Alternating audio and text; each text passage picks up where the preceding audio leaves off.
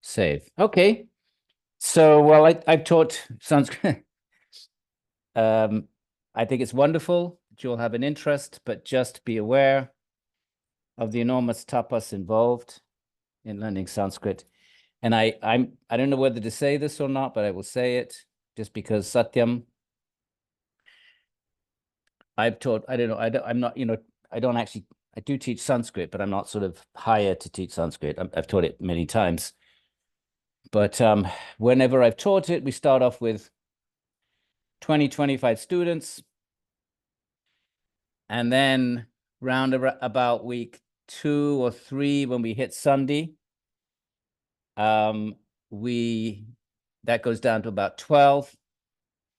And then by the end of the first semester, we're down to 6. And then the second semester, if you finish the first semester, no, it's not true. Maybe we're the second semester, we're 4. And then by the second, and then if they hang in there, then those 4 will likely go on to the second year. But usually in the second year, it would have 3. We start off at, 2025. So this is Rutgers undergraduate students, and I've no reason to remember the inference: wherever there is smoke, there is fire. That's an absolute inference. But to say wherever there are 20 students in a class, we will end up with 3 is a faulty inference, because you can't, there isn't an absolute correlation there. But let's see what happens. Good luck. Thank you for Alice for organizing this. And we'll see how you all go. Okay. I'm sorry about last week. What can I tell you? I just forgot. It's kind of pathetic, but I remembered all day, right up until about 4 o'clock, and then I don't know what happened. So chapter 2. Oh, I was going to share a story with you. Give me a minute. Just give me a minute. The first yogi, and it's relevant to the first word of our... Okay, let me just get you the story. What, because, we actually, the yoga is really taught by means of stories in real life Hinduism, underground Hinduism. It's only, elite scholastic Brahmins that actually study sutras. So give me a second. Yoga, I should have had this ready. Workshop. No. The story of the first yogi, because remember, Patanjali starts by saying Atta Yoga Anushasanam, and Anu means to continue. So then the question is, continue from what? And we don't have the story of Brahma. Okay. Parikshit. Okay, we'll have it for you next week then. Sorry about that. So the question, Brahma. There are 2 stories from Brahma in the Bhagavad Purana. I had them in my, I thought I had them in my folder, Tales and the Workshop. And okay, just bear with me, my friends, I apologize. All right, I'll tell you the story. And next week we'll read it together, because it's, nice to have the actual text before us. Bhagavata stories, it's here. Bhagavata. All right, not to worry. So let's stop share. Here we are. And we'll get back to our Yoga Sutras. Okay, so now we're in chapter 2, Kriya Yoga. Kriya means action. It means something very specific in Tantra. So that's a completely different set of traditions. And the Kriyas there is a kind of physiological, as I recall, kind of physiological reactions to Shaktipad. So the term Kriya is used differently in different contexts. In the Vedic sacrifice, was Kriya. It's not a term that you find very often in the Yoga Vedanta world, Kriya. It's a bit unusual, but here it is. So they're Kriya Yoga. Now we have action yoga, which is, so immediately you might say, well, hang on a minute, isn't yoga about inaction? Samadhi are completely and utterly inactive states. Not only is the body inactive, it's already become inactive in asana, pranayama, in the fourth and the fifth, and certainly by the time you get to pratyahara, the fifth limb, the body is completely motionless. There's no question of action.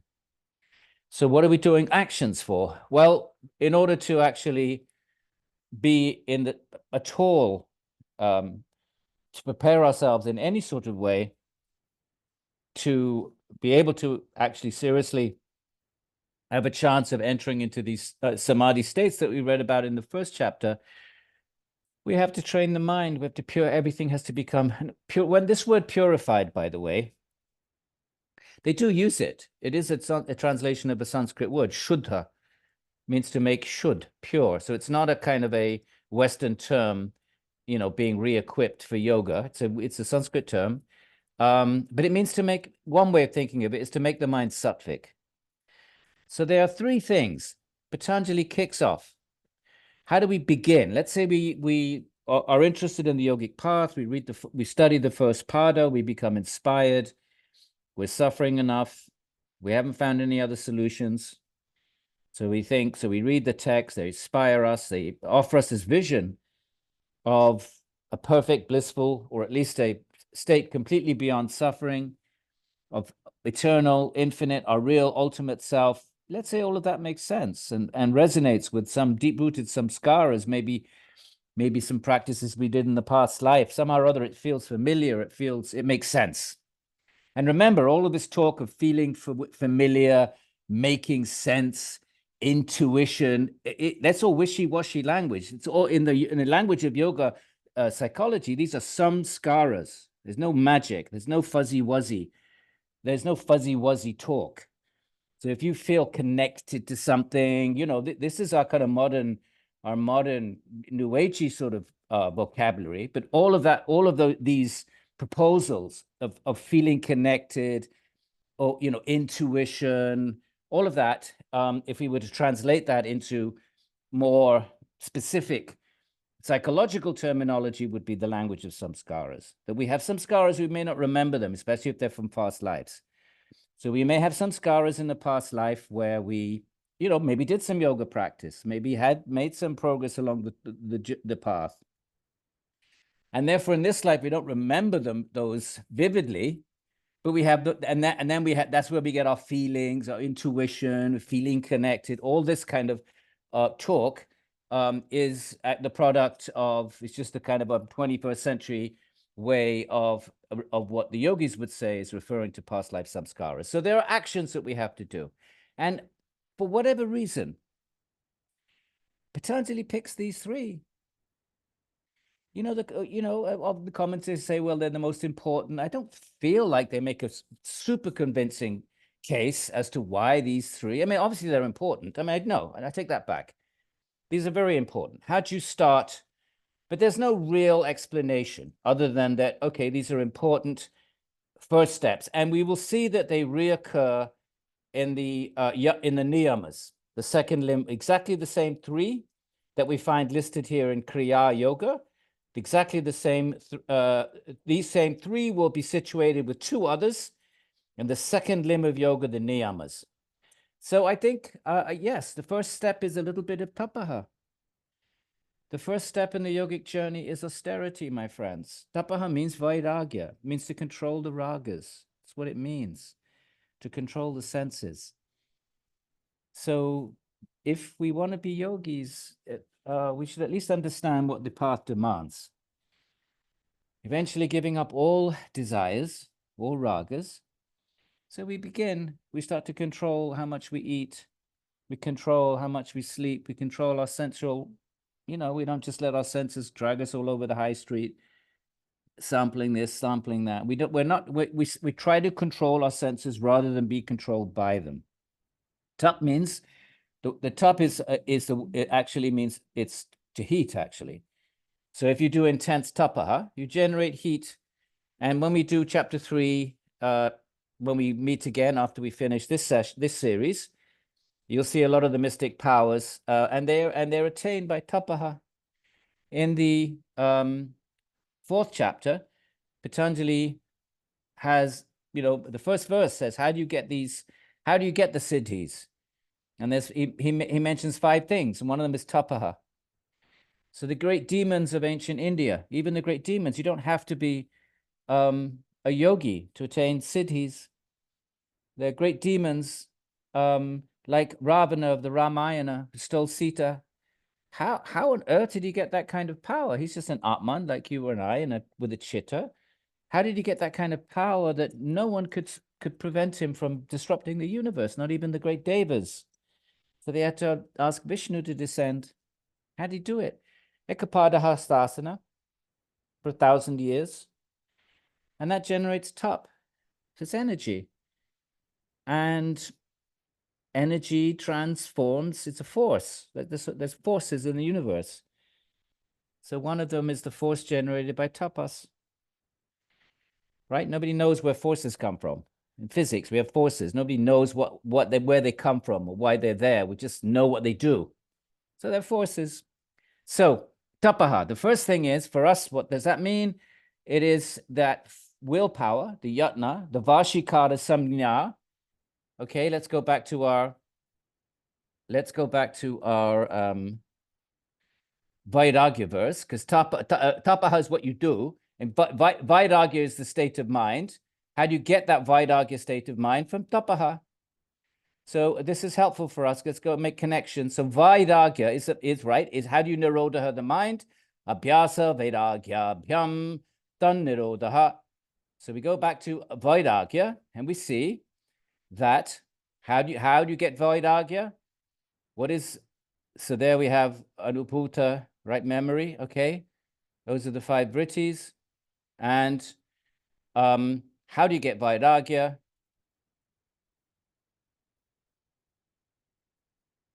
Abhyasa, tatra stito yatna. Abhyasa. How do you get abhyasa? How do you practice a yatna, effort? No, that's not the one we want. We want Vairagya. Here's Vairagya. What is it? Vashikara samjna. To make control. The mind that is making control. Vitrishnasya, of one who is without thirst for sense objects. Whether they're perceived or heard about. Whether they're sense objects that you've experienced, they become recorded in your mind as a pleasant samskara. We call that a desire. So they're drishta or anushravika. You've heard about them. But what's the important word? Vashikara sangnya, the controlled mind. That's tapas. To vash, kar. So this is an in suffix. Vash means to control. In, you put in and then a verbal form of kra. So vashikara means to exert control. And that's what tapas is. It is the voluntary exertion of control over the senses in order to transform the mind from rajas, which is raga, from a mind full of desires. That's a rajasic mind. We want it to be vairagya.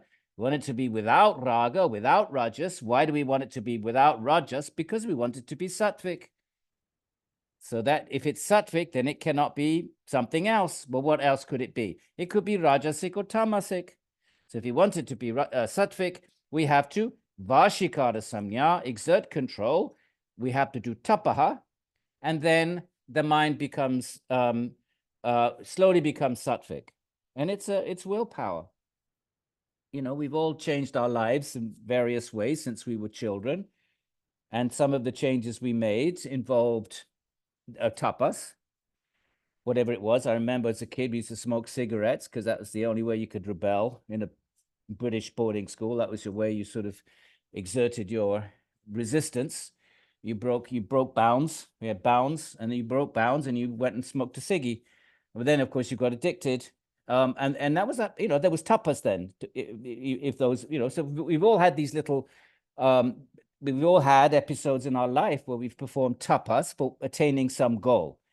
So the goal of yoga, likewise, being the highest of all goals, well, second highest, because the highest is bhakti, certainly according to the Gita anyway, tapaha, okay? So there is no yogic progress or yogic journey without beginning to control the senses. And then svadhyaya, this is study, is what we're doing now. Because from study, then we reinforce, first we attain knowledge. Knowledge has to come into the mind like everything else.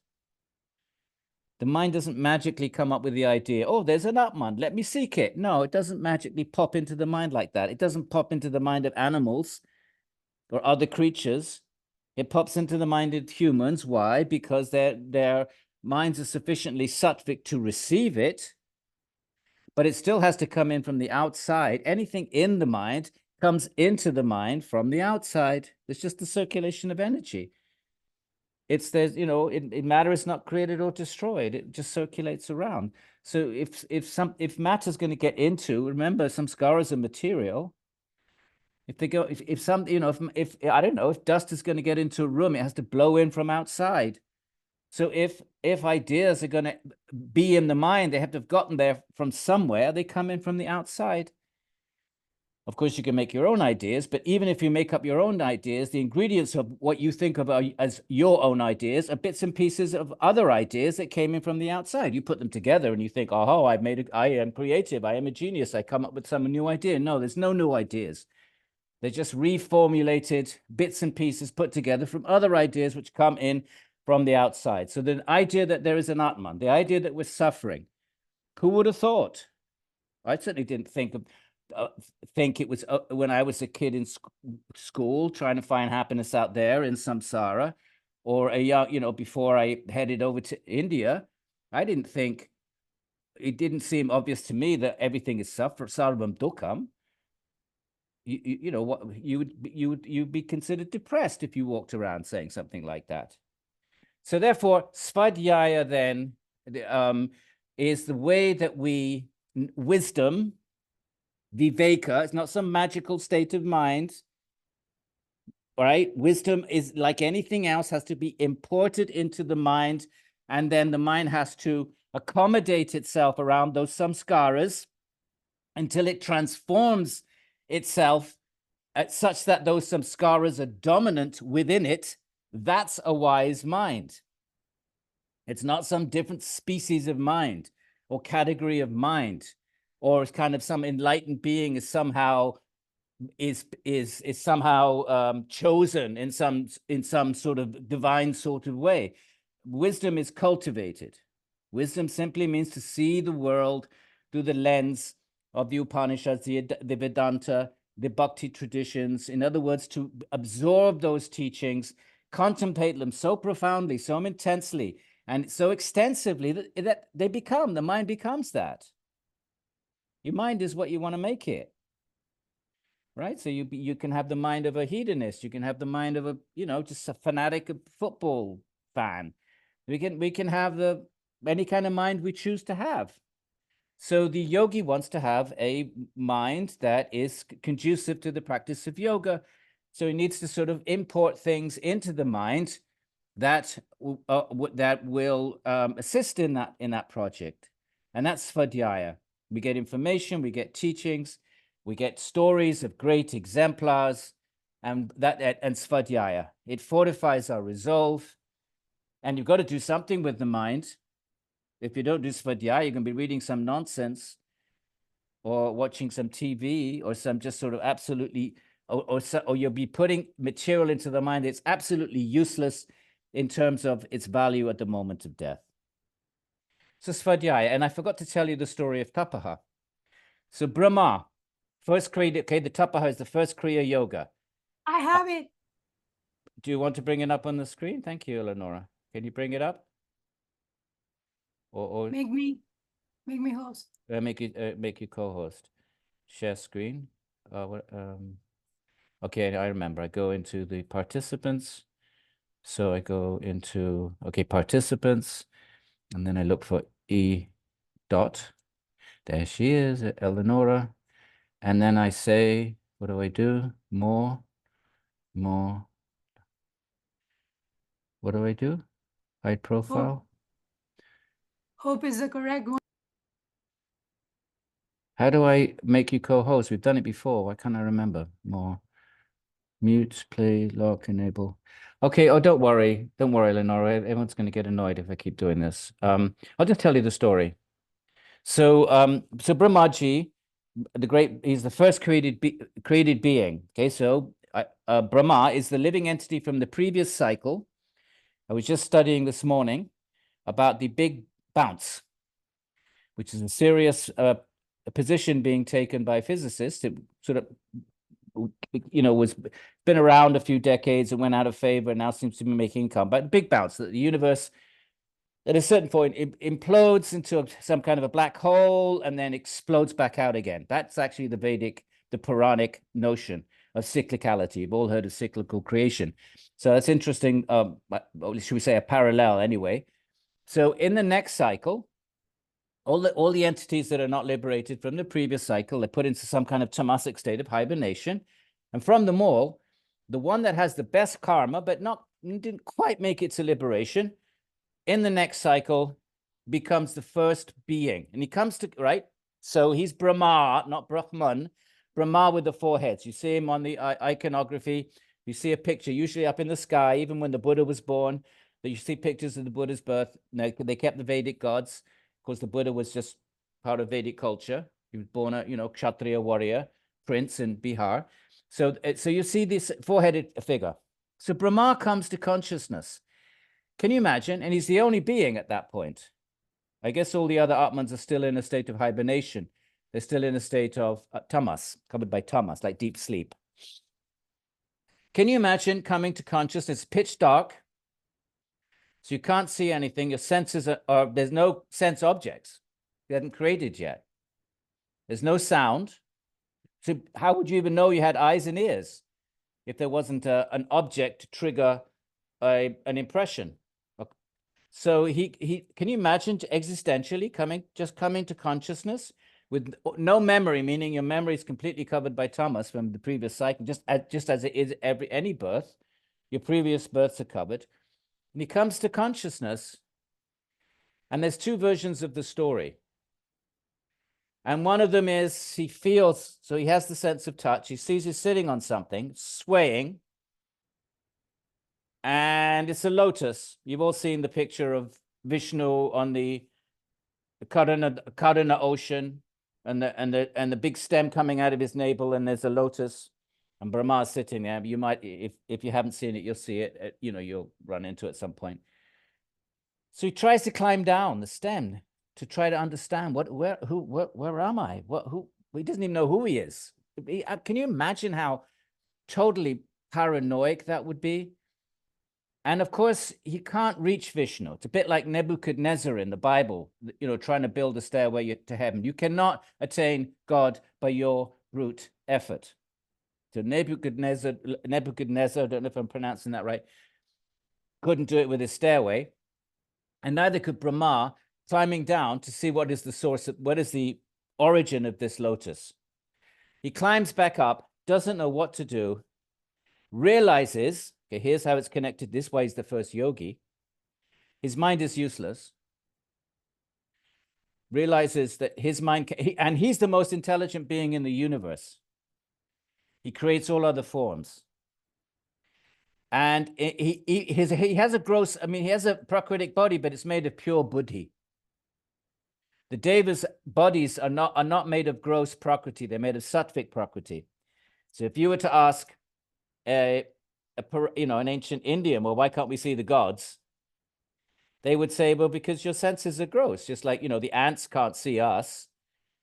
Like lower types of living beings can't see us humans. And if they can, they have no idea what we are.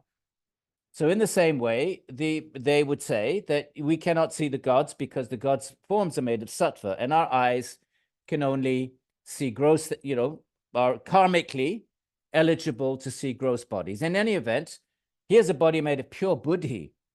There's no tamas or rajas in it. Well, there's some rajas in it, but very little tamas. It's primarily buddhi. So he's meaning what? He's the most intelligent being in the universe. And he cannot figure out who he is.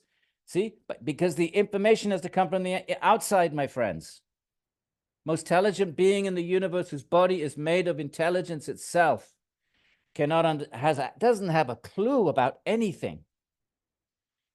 And so he just hears this voice, da baha, which is the first verse of chapter 2, the first word in Kriya Yoga.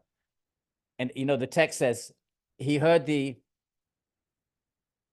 I don't know what it is, the 7th and the 21st letter of the Sanskrit alphabet, something like that. It doesn't actually say tapas. The 7th, I can't remember the number, and you look it up, and oh, it's tapa. Tapa. And somehow he understood what it meant. Now you could say, well, how did he understand? There was no language. Clearly, language was triggered from a past life, and he had a past life, whatever, deja vu, sonic experience, and he knew what it meant. And then he sat, and he was the first, and he did Chitta Vritti Nirodha. He understood my mind cannot figure anything out. So he stilled his mind. He followed the command, which was coming from Vishnu, and then Vishnu appeared to him. What a beautiful story. So Brahmaji, there's 2 versions of the story. I don't know which one Eleonora is circulating, but there's 2. So Tapa has the first one. Svadhyaya then is hearing, it's words. He heard. Svadhyaya is words. You know, before the printing press, people, you know, and obviously there were scribes, but you know, writing was an elite enterprise. And so the kings, you know, they had Brahmins, and they brought them in, and they wrote things down on parchments, and there were collections of texts, but the vast majority of people didn't have access to texts. And if you did, you might have a precious parchment that was handed down in your Brahmana family. Only the Brahmins anyway might have had a text or two, a written text or two. So knowledge was transmitted orally, and people had amazing memories. You know, I met a Brahmin in South India, knew the whole 100,000 verse Mahabharata by heart. This is still probably no one left like that, but probably maybe a few. So knowledge was memorized. So that svadhyaya would have been oral. It doesn't matter if it's oral or written. The point is it's a word. Whether it's a sonic word or a visual word in the form of lipi, writing, what difference does it make? The word, wisdom, the word like tapa is spoken, it goes into your ear, and it goes into your mind, and it becomes a samskaras, and that's instruction. Or that same word is written down not in a sonic form. Of course, sound is much more powerful. If you read instructions from a pure soul, that those words are impregnated with a certain shakti. But still, the words can come out of a written form. Instead of going in the ear, they go in the eye. But the same job, they do the same thing. They leave an imprint in the chitta of information, of instruction. Okay, so Brahma just received one word. That's all he needed. Remember, he was the most advanced being in the previous cycle, so he was just at the tip of the, of the ladder of becoming enlightened. He just needed one word to trigger it all, and he followed it, bada boom. Vishnu appears to him. And the third thing is Ishwara Pranidhana. Surrender to Ishvara. Here it is. Patanjali's a theist, my friends. Yeah, Ishvara. No, not some yogi. No, a distinct being, Purusha Vishesha, supremely omniscient, never been bound. Of course, if you want to know more about Ishvara, then you have to go to the Ishvara Shastras. If you want to know more about Ishvara, Patanjali is only going to take you to your own Atman. He has a contract. Ata yoga anushasanam, yogas chitta vritti nirodha, tada drashtu swarupe. That's the contract. I'm going to take you, now I'm going to teach yoga, yogas chitta vritti nirodha, and it takes you to drashtu swarupa, it takes you to your swarupa. I'm not going to take you to Bhagavan. He doesn't say that. It's not in the contract. Bhagavan's in. What is Bhagavan's role? To give, he gives you your swarupa. You want swarupa? Take swarupa then. You want bhakti? Well, you got to go to the bhakti shastras then. You want bhakti. Say you don't want swarupa. I don't want swarupa. I want Bhagavan. What's this Bhagavan? Well, okay, my swarupa, that's fine. Okay, pick that up on the way. But what's this Bhagavan? There you have to go to the Bhagavan shastras. That's bhakti shastra. Patanjali is a Jnana Shastra. He's an Atma Shastra. He's going to take you to your Atma. Pay attention to what the contract says. Third verse. What happens if you do Swarupa Chitta Vritti Nirodha? Tada, then what happens? Sanskritists, 62 of you. Tada kim bhavati, then what happens? Sutra number 3. Tada, if I do my Chitta Vritti Nirodha like a good boy, tada kim bhavati, then what happens? Drashtu Swarupa Vastanan, I get an experience of my Swarupa. Nothing about Bhagavan. Okay, so but Patanjali is a theist. I just think he's very subtle, because not everybody's into God, right? But back then not everybody was into God. The proto-Buddhists were not into God. Proto-Jains were not into God. Right? Nowadays we're not into God because it's kind of a bit trendy not to be into God, right? And we probably had a bit fed up with, whatever. 1900 years of ecclesiastical authority, whatever our little cultural reasons are. Well, back then there were people. So, but Patanjali's a theist, and but he's not in your face. Can you imagine if he said, instead of saying Ishvara Pranidhana, he said Shiva Pranidhana? What would the Krishna Bhaktas have said? What would the Vishnu Bhaktas have said? What would the Devi? What would the Devi, what Kali worshippers have said? Well, we don't want this Shiva. So he's very discreet. Good on him, right? Ishvara. And then he doesn't, and then at the end of it, he said, it's not even the grand finale. So Ishvara Pranidhana is there, my friends. And the commentators, of course, they do connect it with the Bhakti texts. They speak about the Gita especially. And they connect Kriya with Karma Yoga. And some of them try to, connect it with Jnana Yoga, Karma Yoga, and so forth. So they do try to, especially the Gita is the text that the commentators try to connect this to. Okay, now, if you do this Kriya Yoga, right? If you do regular yoga, what do you get? Tada, then what do you get? You get Drashtu Sarupe Vastanam, right? The verse number 1-3. Now, what do you get if you do Kriya Yoga? What is the artha? Notice the term artha. See, Samadhi Bhavana artha. Number 1 artha. Kleshuta Nukarana arthas. Do you see the 2 arthas? One in the middle, one at the end. So they're 2 adjectival phrases or 2 nominal phrases. There are 2 reasons, artha or goals. Artha can be a reason, it can be a goal. Let's go with the goal or reason. Both of them fit fine. If I do my Kriya Yoga, what is the reason? What is the goal? Well, Samadhi Bhavana gives you Samadhi, right? Which after all now, which is what the first chapter was all about. So Patanjali wants to quickly reassure us. There's not some new kind of yoga. It's not like chapter 1 is Chitta Vritti Nirodha yoga, and now was a different kind of yoga. Like some people think the Gita is teaching Jnana yoga and Karma yoga and Bhakti yoga as different yogas. In some ways, you could make that case. Although clearly Bhakti is being prioritized. It's not like that. This is a different kind of yoga, and you can do one or the other. No, this is Kriya Yoga, is Samadhi Bhavana, is to give you that yoga of the first chapter, Samadhi Pada. So not an alternative option. It's connected to that one project. This is one kind of yoga in the Yoga Sutras, one kind of yoga, Chitta Vritti Nirodha. What is yoga? In the second verse, yoga, he's not saying yoga is either karma or bhakti or no. Yoga is Chitta Vritti Nirodha. It's dhyana, D-H-Y. Usually that's called dhyana in other texts. And of course, dhyana in Patanjali is the 7th limb, but normally it's the whole package is called dhyana in the Upanishads and elsewhere. So it's one kind of yoga being taught through the whole Yoga Sutras. Don't think this is another option. No, this is what we do to prepare ourselves for this Samadhi Bhavana, to bring about Samadhi Bhavana, to come into being. So the artha, see in the middle, the artha, break the word up in the middle, long A, line on the top, long A. So half of the A goes with bhavana, the other half goes with artha. With 2 A's joined together, they become a long A. How do you do that in English? Line. Okay, how do you do it in Sanskrit?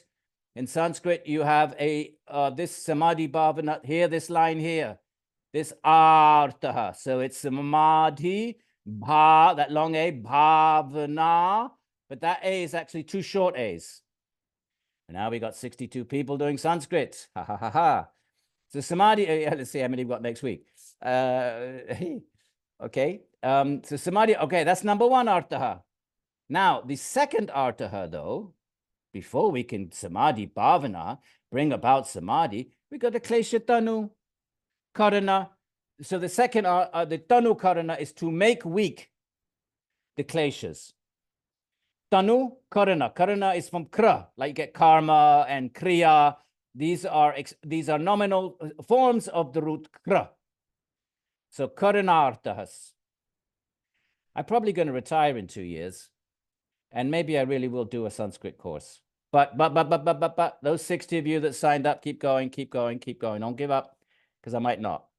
All right, but it's such. I love it so much. It all started my academic journey. I never, for a minute, for a second, thought I was going to be an academic. I was the last person that would have, anyone in my family would have thought became an academic. And when I came back to, when I left the ashram and all that, I was going to teach English as a foreign language in the Middle East, because I'd done that, and you make a ton of money, like Bahrain and these places, and with that time Tehran, and 3 months, and then live in India for 9 months. That was the plan. And so then I thought, okay, to get the better jobs in some of these very rich places, you had to have a certificate. I didn't have nothing. So then what? So then I thought, okay, let me get a BA. But you had to have, some kind of a degree and a certificate, like a proper degree in teaching English as a second language. I thought, okay. And I was in New York, and I thought, all right, so I went to Columbia University, and some or other, I managed to get in, and they thought, A-levels, English A-levels. Ooh, they gave me credit for. I had a bunch of credits. I don't know how. Somehow or other, I just manipulated the system, and came up with like 2 or 3 years worth of. Anyway, so then I thought, so I only had to do a year. So then, I thought, well, let me get a BA. I'll get it in Sanskrit. I'd studied Sanskrit, in India, but I hadn't studied it very systematically. So, so then I started studying the Sanskrit, and then, and this, the plan was, okay, I get my BA in Sanskrit, then I get this certificate with a BA teaching, and then I'll go off to the Middle East. And then I just kept getting these fellowships and grants, and they were throwing money at me. So then I thought, I'll get an MA. I'll be one step up. It wasn't costing me anything. So then I got an MA, and then just kept going. So that's how it all started. So it was Sanskrit. It was a love of Sanskrit, and that was my first and only love. So sorry about that. Sorry about sharing that. So klesha tanu. So the second reason, the artha, to artha, samadhi bhavana, bring about samadhi and to weaken the kleshas. Now, what are these kleshas? Okay, before we do these kleshas, my friends, let us remember our klishta vritti. This connection is not made enough. I don't even know if the commentators make it. It's been years. I don't remember them. Maybe they do. It's been a long time since I read the commentators. The 5 kinds of vrittis, very super important here, my friends. So there are 5 kinds of vrittis. And look, vrittayaha panchat pancha. Taya is a suffix, which means types. Pancha is like penta, pentagon, Pentateuch. So there are 5 types of vrittis, and they are klishta. Break this word up in the middle. You've got klishta and aklishta. So you can see the similarity. The root is klish. You can make verbs from it, and you can make nouns from it. So klish, the root, one of the nominal, means a noun, forms is the klesha. And here it's a past passive participle verbal form. Actually, a past passive participle is an adjectival participle. Klishta, they're either detrimental or aklishta, not detrimental. So now we've got klishta and aklishta vrittis. The klishta vrittis come from the kleshas. What do the aklishta vrittis come from then? The akleshas, the opposite of the kleshas. Keep that in mind. It's super important. Okay. I actually wrote a little something for you all, which I will share in a minute. So the kleshas then, what are these kleshas? The 5 kleshas are going to give us 5 kinds of klishta vrittis. And then we have the opposite. So, sorry, it's taking its time. All right. So what are the 5 kleshas, right? Because the kleshas have to be removed. Tanu karana. By the way, notice that the word tanu, oh, I went all the way down to 3. Notice that the word tanu doesn't mean to eliminate completely. It means to weaken. So thank you, Patanjali. We can still do serious yoga, even if we have some kleshas, provided we keep working at weakening them. So he doesn't say you have to have completely and utterly 0 kleshas. I like Patanjali. He seems a very generous soul. He's not fanatical at all. There's no imperative case. He never says you must do this, you must do that. The Gita can be pretty heavy. Krishna can cause you fool, the fool, mudha, those who, fools do not accept me when I, several times, more than once he uses the term mudha for a fool. So what are these kleshas? Let's see. Number 1, avidya, which is obviously the opposite of vidya. So here we have the Latin cognate video, videre, to see. Okay, here vidya is more wisdom, seeing in a more deep level wisdom sort of way. So, but if you remember the video, and so forth. So, the opposite, not to see, not to know, something. Well, we'll see what first he gives us the list, and then he will define them. Asmi is the first person singular of the present tense of the root us. Us means to be. The first person is I, singular. I am, asmi. Okay, I think in Greek it's esmi. Greek is the closest language to Sanskrit in the Western Indo-European part of the family. The closest is actually Old Persian. Old pre-Zarathustra, even before Zarathustra, way before Islam, way before the emergence of Islam. There was Zarathustra, way before Zarathustra. There is the Avesta, preserved in the guttas, the hymns, the ancient Iranian hymns. They're almost identical to the Rig Veda. It's like Spanish and Italian. So asmi, now ta is the state. Asmi, ta is the state of I amness. So I am, and then the minute you add a predicate, I am, the I is the subject, am is the verb, and then most sentences, unless they're, most sentences have a predicate, they have an object. So the minute you finish the sentence, I am black, I am white, then that is the state of false self. We don't know it's false self yet. We just know it's asmita, but we know there's some good asmitas. There's asmita samadhi. That can't be bad. That's only one step away from nibbija. So asmita samadhi is obviously a different kind of asmi, ta, state of I am, than the one which is a klesha, which is an impediment to yoga. They can't be the same thing. So right there we have 2 notions of what am I? We'll get back to this. So Ashmita is the second klesha. And then we have raga, desire. And that's where we get our, raj. That comes from the Sanskrit root raj, which is, raj means can mean to burn, to shine. Can also mean dust, raj. So it has, if you look up these, once you Sanskritists you won't be ready for a good year or 2. But once you start translating, you go online and you type in Monier Williams Advanced Sanskrit Dictionary. Alice, you might want to make a note of it now. Monier Williams Advanced Sanskrit Dictionary. And it's not been surpassed in 100 years. I use it. Still, it was way back. Don't read the introduction, though. He says, well, I'm translating the Sanskrit to give the opportunity to Western scholars to convert the Indians of India, the subcontinent, to Christianity, and we should study their traditions, and that way know more about their belief systems, and that will aid us in our conversion of the natives. So don't read that bit. But actually the dictionary is excellent. Of course, they had all the Brahmins do it. You don't get no credit. all these colonial scholars. They had all these Brahmins do all the work, and then history forgot about them.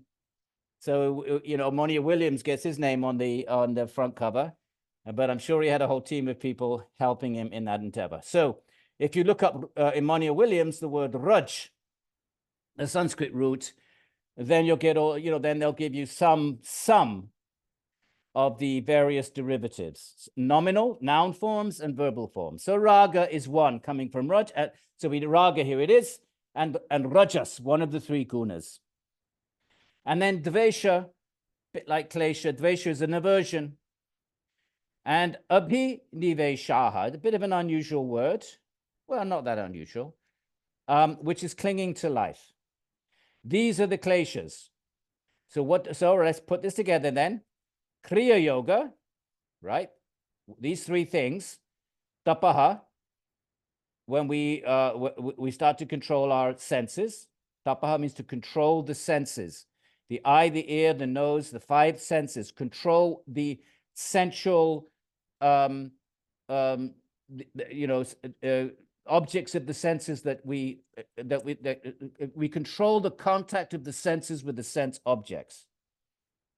Start to control that and indulge in sensual activity to the extent that's necessary to maintain a body-mind in a healthy state, not for enjoyment. If you're still seeking enjoyment to the extent that we seek enjoyment, if it's very intense, then our yoga will be weak. To reach the goal of yoga, one has to be free of every single desire. There's one desire, it will disrupt the sattvic mind, and consciousness will latch onto it. So therefore, that's why we have to purify all the desires, purify them, and replace it with knowledge, not just purify. We have to realize that these desires do not give us the happiness we seek. We have to realize that, experience that, see the truth of that. Otherwise, you see so many people where they run into ashrams and they all take sannyas, 1 year, 2 year, all walking around, all big sannyasi. And then 2 years later, what happened to Swami, Smilananda? He went off with some 18-year-old. Oh, my friends, I've been 45 years in the game. You don't want to know how many Swamis I've seen running off. Well, at least I gave it a go. I don't want to criticize, but you can't do it prematurely. You've got to do practices to transform the mind. Otherwise, it's all ego. Want to be a big yogi, making a big show, big Swami. It's all ego. So this is what Kriya Yoga does discreetly in our own, private spaces. Tapaha, start to control the senses. Do a lot of study. Get that wisdom into the head. Your mind is nothing other than, the mind is an empty thing. It's an empty, it's an empty thing. It's only when we fill it with samskaras and then we perceive the world through the samskaras that are sitting in the mind. If there was no samskaras in the mind, you wouldn't even, there'd be no recognition. You wouldn't know that's a tree out there unless you had a samskara telling you, oh, that's a tree. How do you know? Well, I've seen so many trees. If you had no samskaras in the mind, you would just be looking at energy. I don't know if that's good or bad, but it'd be bad actually, because you'd be hopelessly confused like Brahma. So we get to put the samskaras in our minds that then formulate the lens through which we perceive the world. Okay, so if you grow up, and obviously family, society, culture has a lot to do with that. And many of us, we had to struggle to break away from the presuppositions of our societies and, well-meaning families, not a criticism, but we had to sort of, change that paradigm. It's kind of hard for us, much harder than if you'd been born in a yogic family, which Krishna says, if you don't finish the journey, remember the end of chapter 6? You take birth in a yogic family or a high, pure family. We didn't get that kind of karma, most of us. So these are the kleshas. They get purified by Kriya Yoga. Now he's going to go through them one by one. Avidya is a kshetram uttaresham. It's the field of all the other ones. What's he saying? Well, it's a field means if you if you don't have a field, nothing can grow. So therefore, if you get rid of avidya, the other kleshas cannot exist. In fact, Vedanta, some Vedantins say, why do you talk about, they don't say it impolitely, but they just to make a point, make the same point Patanjali's making here. They say it's just avidya. Advaita Vedanta is all about avidya. Of course, they accept the other kleshas, but they're big maha. Mostly they're really, the talk is about avidya. It's avidya, not sorry, it's avidya. So it's short a, and it's feminine noun. Any long a at the end, my friend, is a feminine noun. Short ending, masculine. Feminine, So that's okay. So therefore Krishna, but Draupadi is also called, but she's Krishna. Draupadi, she's black as well. She was born out of the fire. Draupadi, if I got the story right. Okay, so avidya is the kshetram, the field of the others. There's a whole chapter in Gita called the kshetra the field and the knower of the field. It's a Jnana Yoga Sankhya chapter. I can't remember which chapter it is, but it's after 10. So it's the kshetra is a field. So it's the field of the others, and whatever state the other kleshas are in, they can be prasupta, latent, tanu, weak. Where do we have tanu? Where do we have tanu? Let's make our connection. What do you do with Kriya Yoga? Klesha tanu, there's your tanu. You make you karana, you make the kleshas weak. There's your tanu. Now we got it again, tanu. Let's make these little connections. They'll give you a little moment of satisfaction. And that moment of satisfaction is aklishta. Why is it aklishta? Because you're studying Sanskrit and you're studying a sacred text. So the satisfaction that comes from Sanskrit is, I would say, aklishta. That's me talking. Take it or leave it. That's my opinion. So avidya is the field of the others, whether they're prasupta, latent, tanu, weak, vichinna, interrupted, udaranam, fully blazing. What does it mean? Let's take, so avidya is the field of asmita, it's the field of raga, it's the field of dvesha and abhinivesha. Okay, let's take a raga, piece of chocolate. Everybody think of a piece of chocolate. Now, anybody thinking of a piece of chocolate? Where was it a minute ago before I said that? Prasupta, latent. It was there, but it was prasupta. Now I've messed up your devotional, your yogic concentration. So that's prasupta, tanu, weak. Now I've mentioned it. You might sort of weakly think, oh, I wouldn't mind a bit of chocolate. Tanu, it's weak, but I can deal with it. What can I do with it? Tapaha, vairagya, I can control it. Vashikara. Now, vichinna comes and goes. So, chocolate, and then 5 minutes later, and you forget about it. 5 minutes later, it comes back. Udaranam, my friends, udaranam. Fully strong. You jump up. Okay, I'm just going to run to the kitchen, grab the chocolate really quick, come back, and I'll continue with the lesson with a piece of chocolate on my table right next to me. That's udaranam, fully manifest. So whether the other kleshas are prasupta, latent, not active in the mind, tanu, weakly there, I wouldn't mind a cup of tea, but okay, I'm dealing with it. Paul had chocolate before the lecture. Paul, you cheated on us. So, right, the prasupta, tanu, weak. Vichinna comes and goes. Patanjali's, this is what philosophers do. What do intellectuals do? They schematize things. They organize things intellectually. Everything has to have a place. Okay, what are these kleshas? What possible states? Well, that's an intellectual mind. That's what people like that become scientists in the modern world. Well, they become philosophers. What do they do in the ancient world? They became the sutra writers and commentators. And you have to have a place for everything.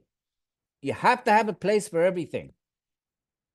Everything has to have an explanation, or at least you'd say, well, or at the very least you say, well, quantum theory, we don't quite understand it, but at least you have to really struggle intensely to everything has its kind of taxonomies, schematics.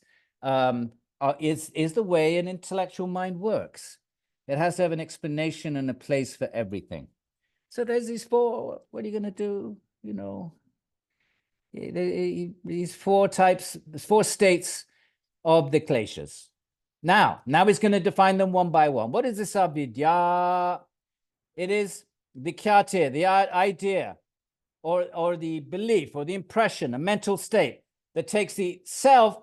Now, look, 4 words. Look at it. Anitya, ashuchi, dukkha, anatma. Now, what do you notice? Anitya here, nitya.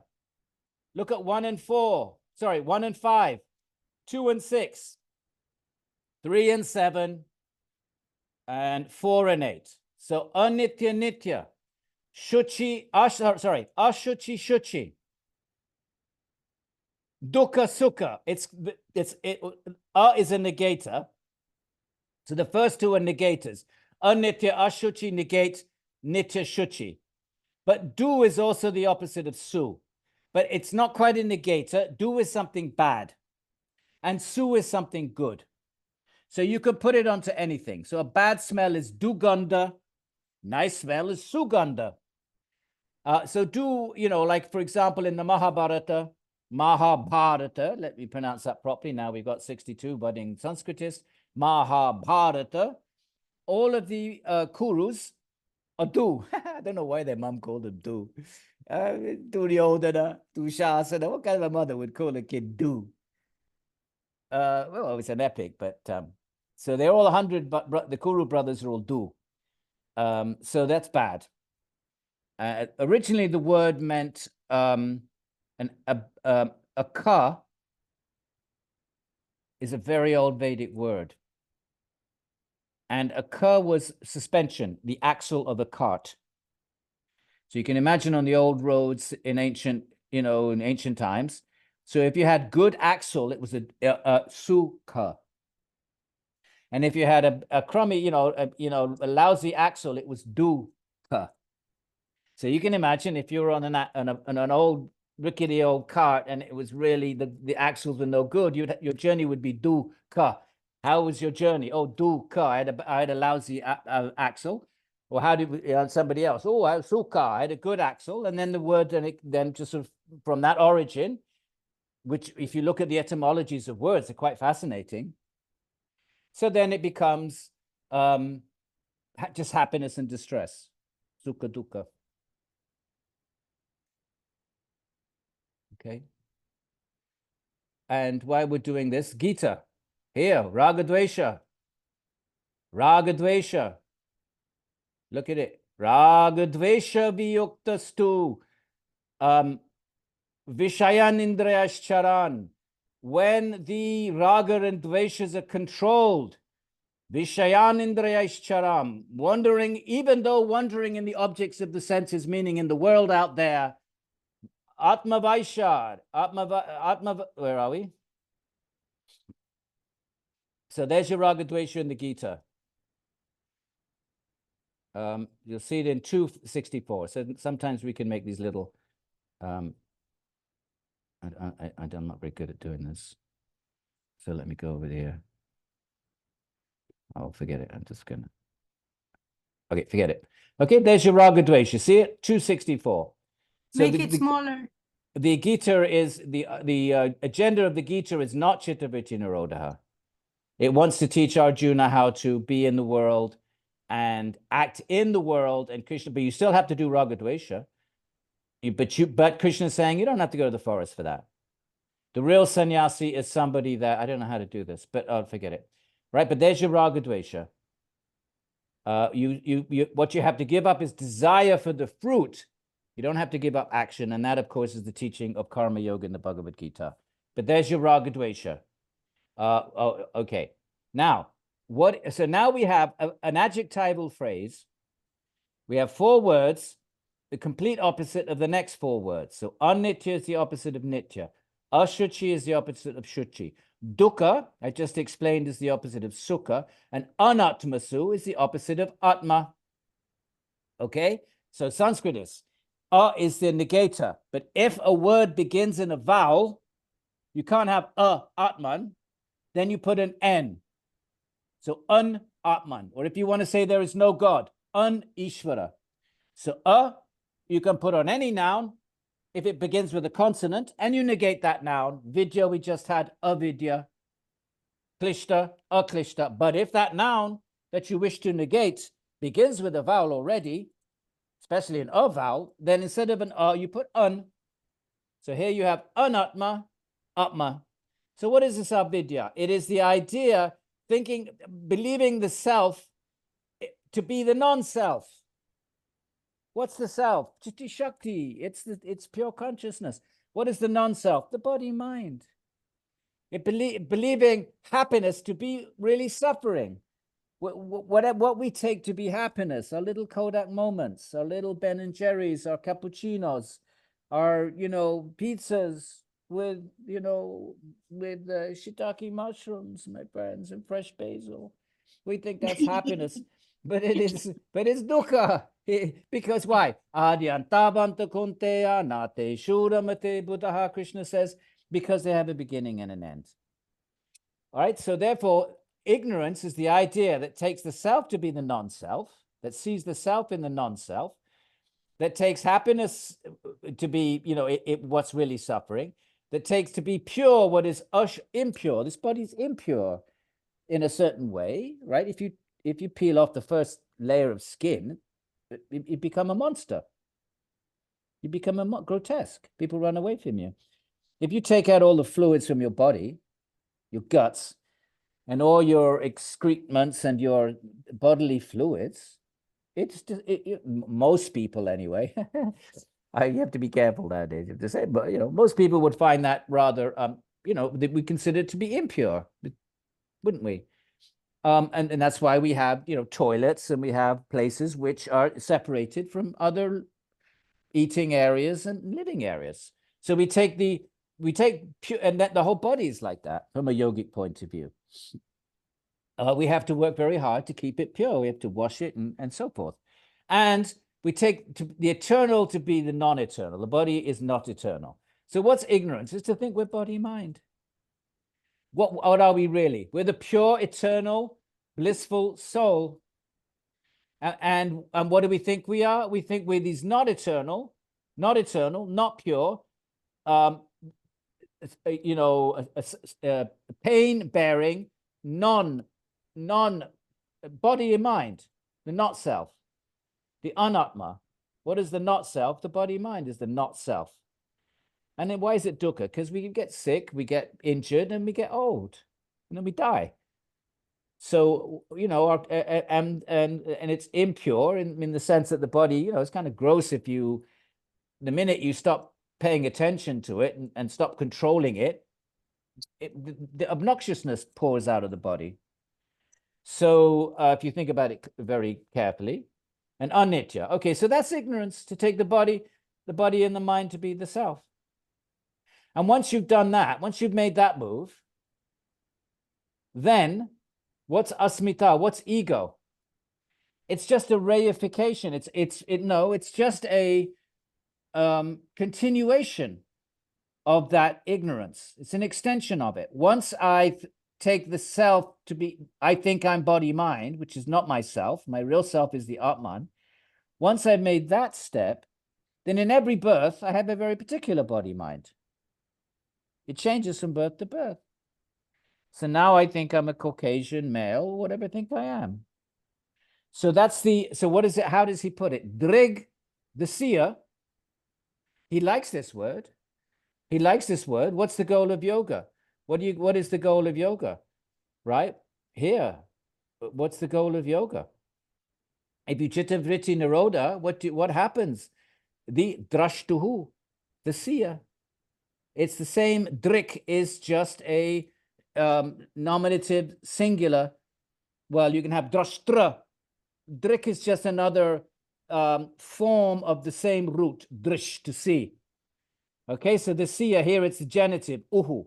Then drashtuhu. I won't give you too much Sanskrit because there's only 60 of you doing it, and there's loads more who are not. But you should all do it, my friends.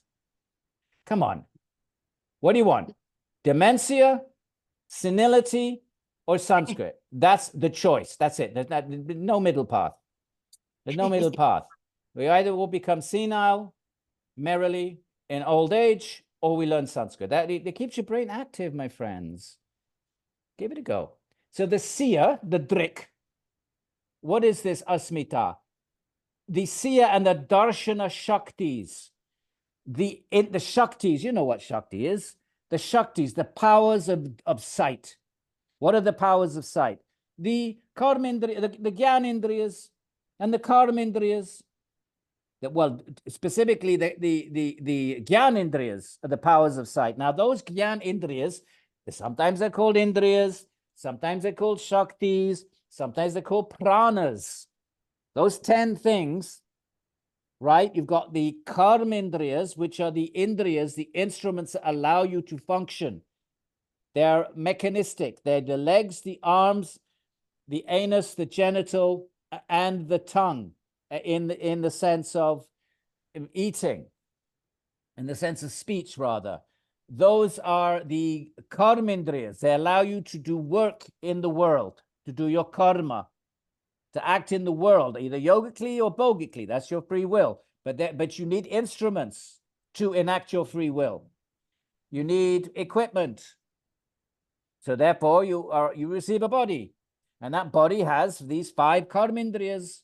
So locomotion, you can walk, you can pick things up with your arms, you can digest food, you have an anus, you have a genital procreation, and you have your tongue for communication, I suppose.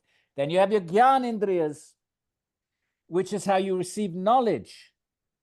How do you know there's a world up there? If you didn't have the 5 senses, you would be like Brahma on top of the lotus. He had his 5 senses, but there were no sense objects. There was no objects, hadn't been created yet. So there wasn't sound or anything. There was just the lotus that had been created. That was coming out of nothing else. There was a wind, actually. So there are 5 ways that you attain knowledge. And some, karmically, some creatures have 4, some have 3, some have 2, like an earthworm. You can't see, can't smell. It has taste and touch. Can't hear.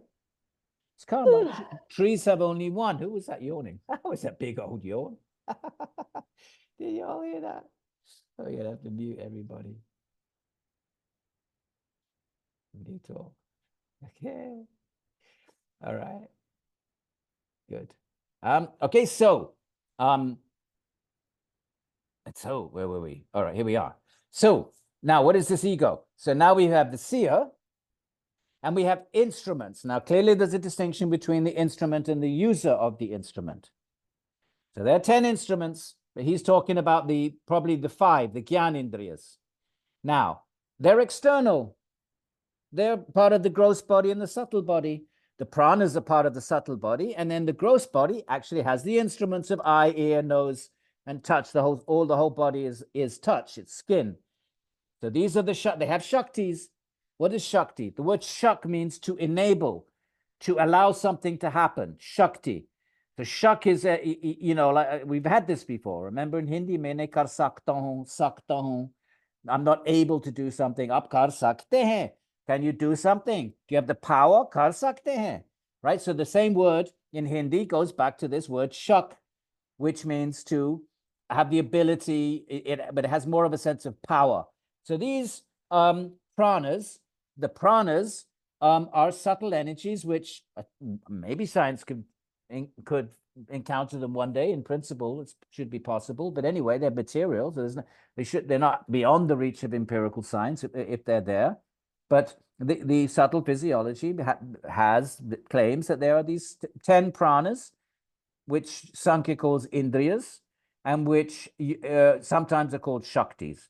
So here he's calling them shaktis. So the seer and the powers of perception, which are 2 different things, ekatmata eva, as if they were one and the same.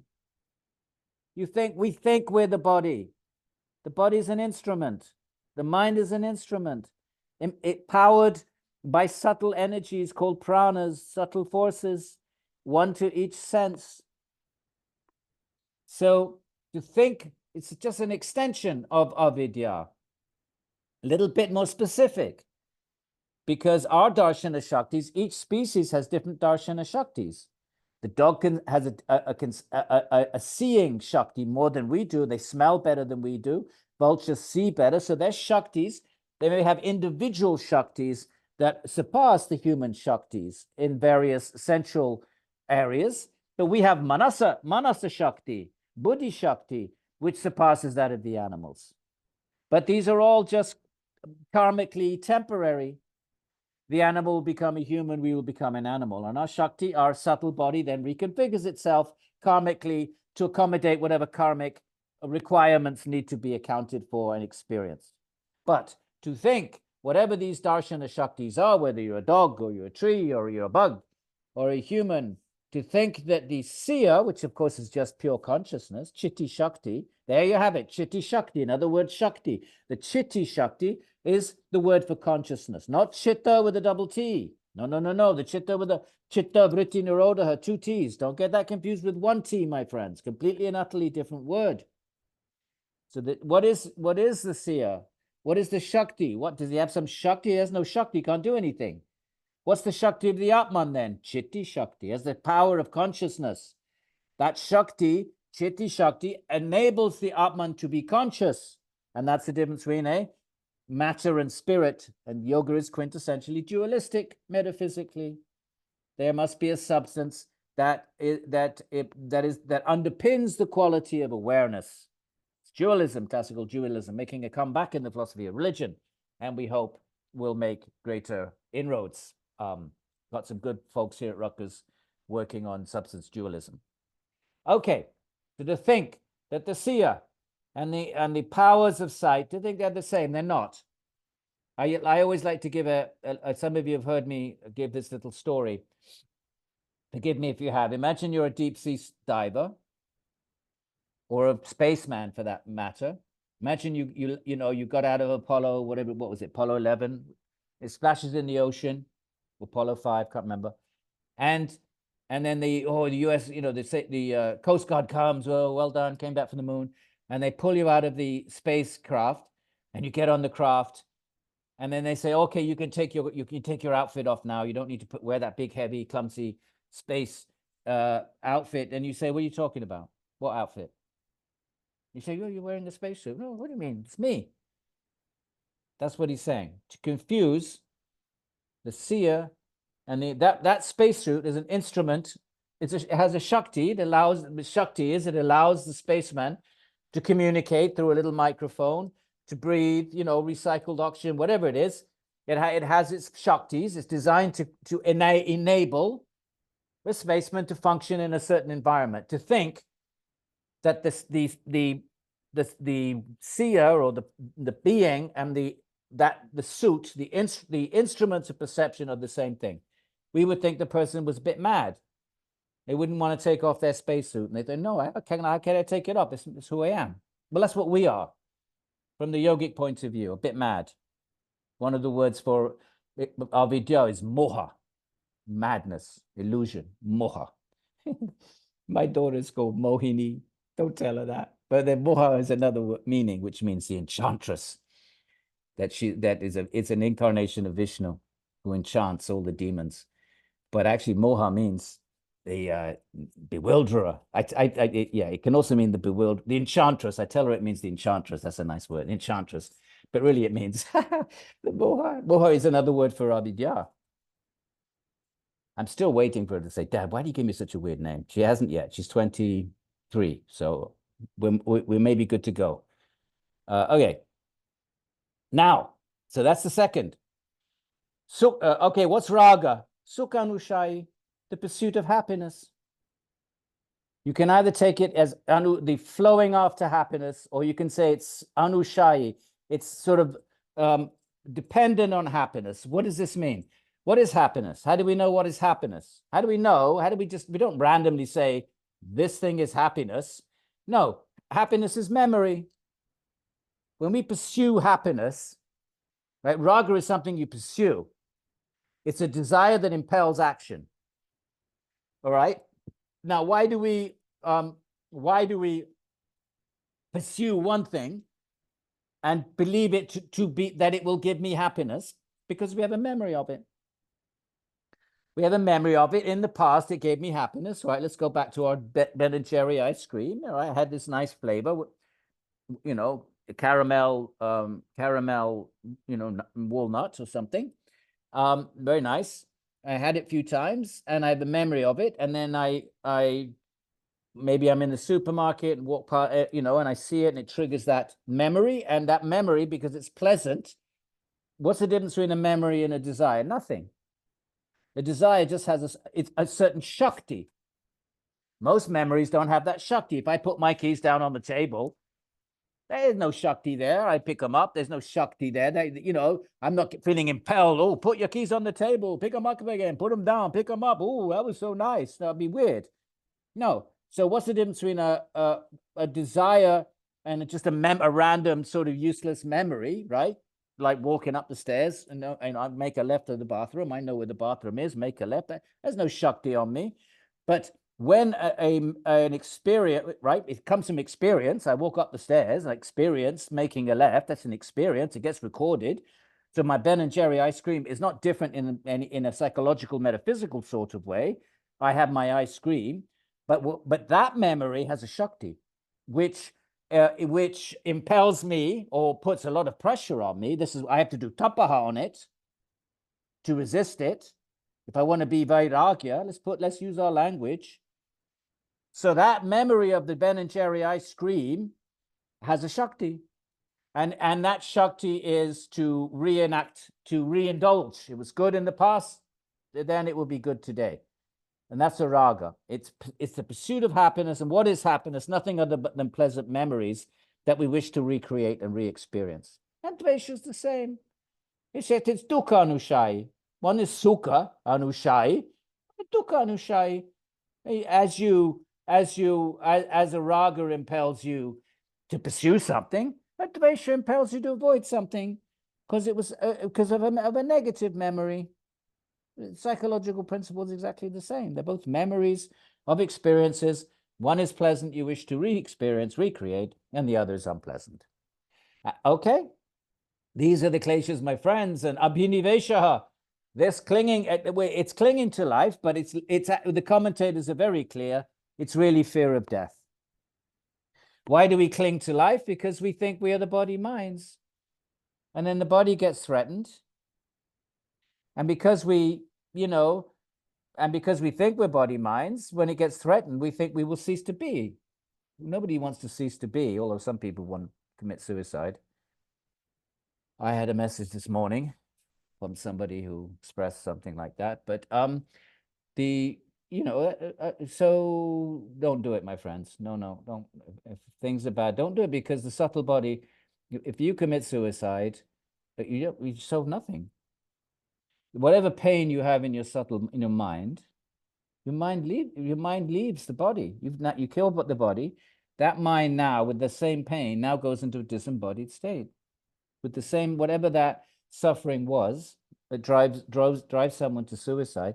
The Indian texts say you become a ghost. Not forever, but for a karmic period. So a ghost is a jati, a species, one of the 8,400,000 types of life forms. And they're ghosts in any culture of the world, but India too. And then there's one passage in the Garuda Purana,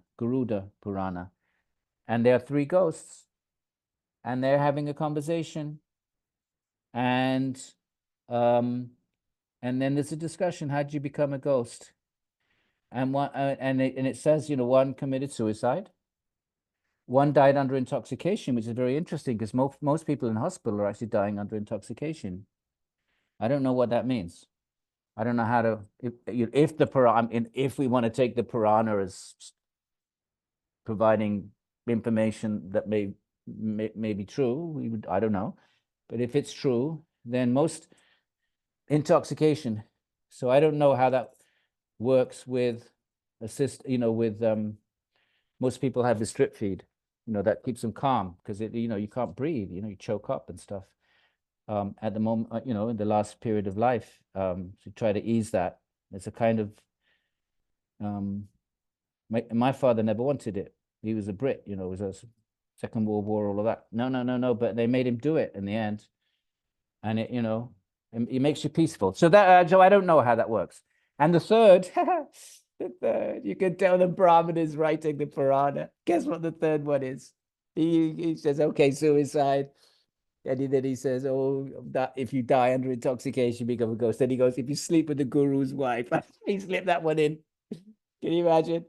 The person writing the Purana, he's probably old, he's got a young wife, and he's got all these young students. He's, I better put this one in, otherwise. So that's the third one. Do what you want with it. Take it or leave it. So Abhinivesha then is this clinging to life. And notice, Vidosho api, those who have vid, look at this, the vidvan. In the genitive become vidush. Vidvan, like Bhagavan. Van means to possess. So Bhagavan means the possessor of Bhaga, of qualities, all qualities, omniscience, omnipotency, all the omnis. That's Bhagas. And Bhagavan is the person who has them all. So Vidvan, which here is in a genitive case, it collapses. The Vidvan becomes Usho in it. Don't worry about that. That's not, you won't be looking at that, my Sanskrit friends, for another good, year. You get to the Van declensions. But even those who have wisdom cling to life. What does this mean? There's an Atman. You can know, like someone, like me. I read all this stuff, right? Of course, I'm 45 years I'm reading. But if my roof started falling on my head, I'd be running out the door. Because I haven't realized the Atman. When you've realized the Atman, there's no fear. When you actually had that experience of the Atman, then you know you're not the body. Until then, there's always going to be doubt. And that's nothing wrong with that. There has to be doubt, my friends. If you haven't experienced something, there has to be, controlled doubt. Because otherwise you become a fanatic. If you don't doubt. Yeah. So even the wise, the verse says, even the wise, vidushopi, and it's svarasavahi. It just, this fear of death, it kind of flows along by its own juice. The way I translated it, an inherent tendency. And the commentators had a nice discussion here. They say, what's the difference between fear and death and a regular dvesha? After all, dvesha means an aversion. Isn't fear of death an aversion? Why do you need a fifth category? Why not make it a subcategory of the regular dvesha? And they say because dvesha is one life specific. So in this dvesha, I don't like the smell of, let's say, I don't mean to be gross. Let's say urine.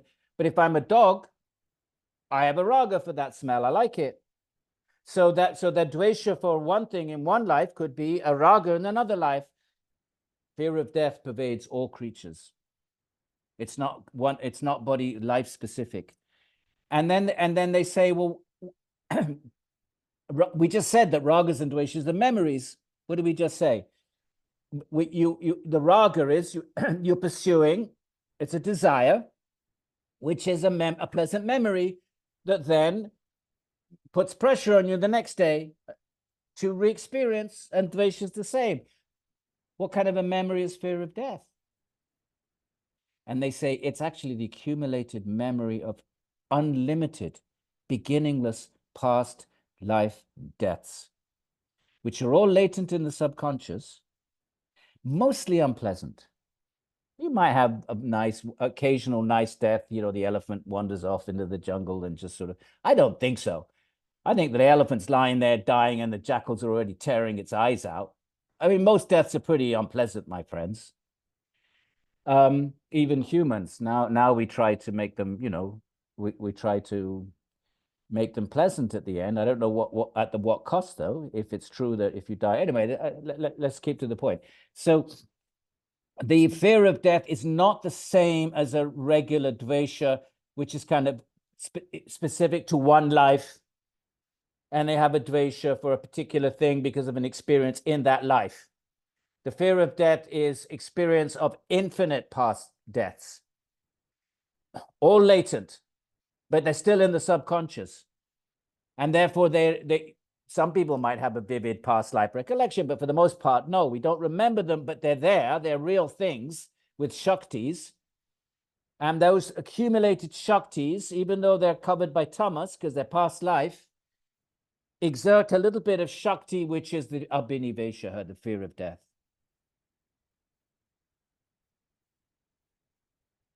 even the wise, those who know the Atman. But if they haven't seen it, if they haven't had drishta, if they haven't had Svarupa Vastanam, Sutra number 3, all their knowledge is ultimately what?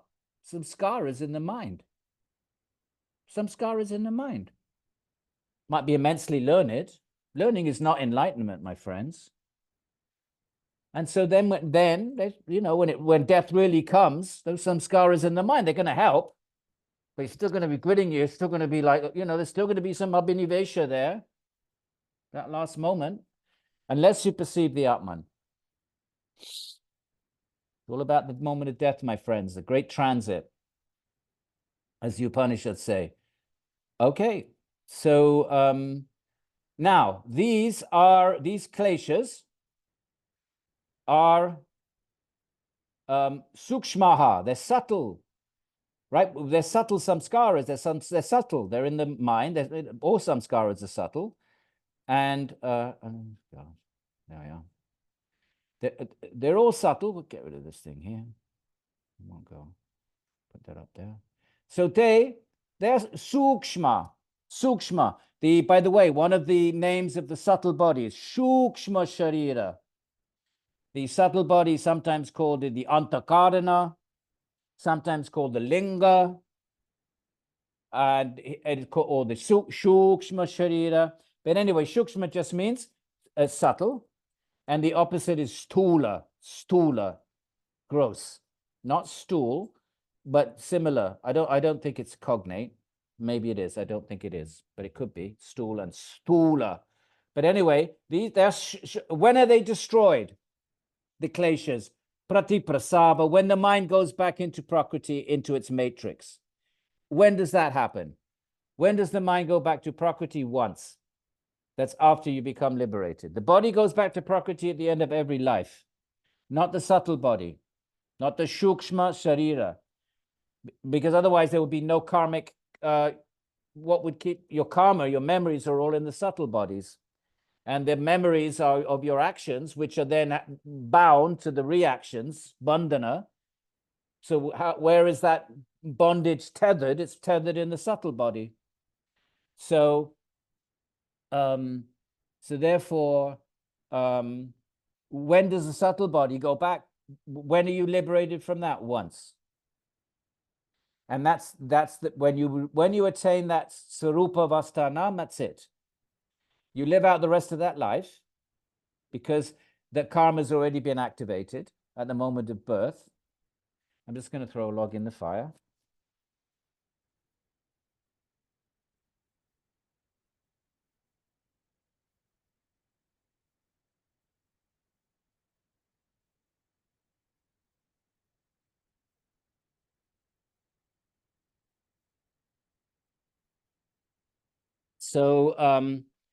So that's what this verse number 10 is saying. They sukshmaha, they are subtle, sukshma. And heya, how are they destroyed? Prati means back, prasaba, when they flow back. You wouldn't have a clue what this means. So that's when we need to read the commentators. What the hell does that mean? They flow back. And then they talk about, I've actually taken a bit of liberty, dissolves back into its original matrix, because there's no point to saying when it flows back, so, but yeah, okay. All right. So that's the subtle body is destroyed once. And that's what moksha is. Moksha is the removal of the subtle body. And you nirodha it, nirodha, in this system. You purify it by Kriya Yoga, by tapaha, svadhyaya, ishva pranidhana. And then with the goal, and the way to shed that subtle body, in this Patanjalian system is Chittavritti Nirodha. That's the method. Okay? So the kleshas are the mulaha, the root, karma shaya, of the collection of karma. In other words, because of the kleshas that we make karma. We make karma because we're avidya. We think the non-self to be the self. And then asmita, we think very specifically this non-self that I have in this very life is myself. And then, right, okay, this is how it works, right? So the consciousness is not, if it's not Consciousness is eternal. If it's not absorbed in its own nature, it's absorbed in other. So what's the other? Well, the body mind, it happens to be karmically contained in. Consciousness can't contact the world out there directly, because then you'd be omniscient. If there was no subtle and gross body, it's like light from the Big Bang. It would just pervade the whole universe. Nothing's going to stop it. And so therefore, if consciousness is not Swarupa Vastanan, it's absorbed in other. Now, that's the first klesha. The second is, well, my asmi, my other in this particular life is different from it was in the last life and the next life. So now I have whatever my body mind is in this life. Now, but I think I'm that body mind. So where do I find my happiness? I go out in the world and I seek happiness, sukha anushai. And what makes me think something is going to make me happy and not something else? Because I tried it out and it was happy in the past. It made me happy in the past. So I infer that it would make me happy in the future. That's a desire. And likewise with aversion. So each one, remember that avidya is the field. Consciousness is not absorbed in itself, it's absorbed in other. That's the field from which these others necessarily emerge. Necessarily we animate this gross and subtle body, and I think of it this way, that the nature of the Atman is blissful, Satchidananda, Ananda. Therefore, we are bound to seek bliss. We're bound to seek bliss. We're eternally conscious. We're sat, chit. No, we have no option. You can't commit suicide. You don't extinguish consciousness. Your just subtle body now goes to another state. Actually, what happens is, just picking up on the last discussion, is you now remain in a disembodied state because you hijacked your body. You destroyed it prematurely through suicide. So now you have to be in a disembodied state, but you have the same torment that drove you to suicide. So that's why in most folklore of every literary culture goes often a malevolent, angry, and often they try to take somebody else's body because they've lost their own body. So this is a common trope across cultures, and poltergeist and throw things around. I mean, you could say that's all just superstition. That's fine, and you can take it any way you want. But if you were to consider it, take it a little serious, some of these accounts, I don't see how we can reject them out of hand just because what? Because the Enlightenment made us proud, made us empirically limited, in my opinion. But anyway, so the European Enlightenment, not the Indian one. So therefore we think we're these bodies, we think they're asmita, and then we have raga dveshas, and the whole and then we go out in the world acting out of raga. Every action generates a reaction. That's the whole teaching of Gita. Patanjali wants to stop all action. Stop, no action, no stop, sit in the forest, withdraw, pratyahara, nirodha. Yogis are terrified of action. Arjuna and Krishna is delivering a new type of yoga. He says there were two kinds of yogas, inaction and the action. And he respects both. He doesn't say the inaction is bad. He says, Arjuna, action is better. Action yoga. He says, you could never do that, Arjuna. How's he going to sit there in Chittavriti Nirodha? He's a kshatriya. So Krishna says, don't give up the action, give up the desire. So it's the desire for a body-mind return. Different from the desire for Atman. Different from the desire for God. The klishta desire. The klishta desire is the desire to enjoy the body, mind, emotions, intellectuality, sensual experience. Those desires, when we act to fulfill them, whether they're pious or impious, whether they're sattvic or tamasic, they plant a corresponding seed. That's what this verse is saying. The kleshas are the root, the mula of the karma ashaya. Ashaya is actually the chitta, but the collectivity of karma. And when do you get your karma? Vedaniya, when do you get it? If I act in the world, every action generates a reaction. When do I vedaniya? When do I see that reaction? Drishta, adrishta. Now we know a bit of Sanskrit. The drishta and the adrishta, the seen or the unseen birth. which is the scene, this one right now. I see it, look in a mirror, which is the adrishta, could be any future birth. We don't know when.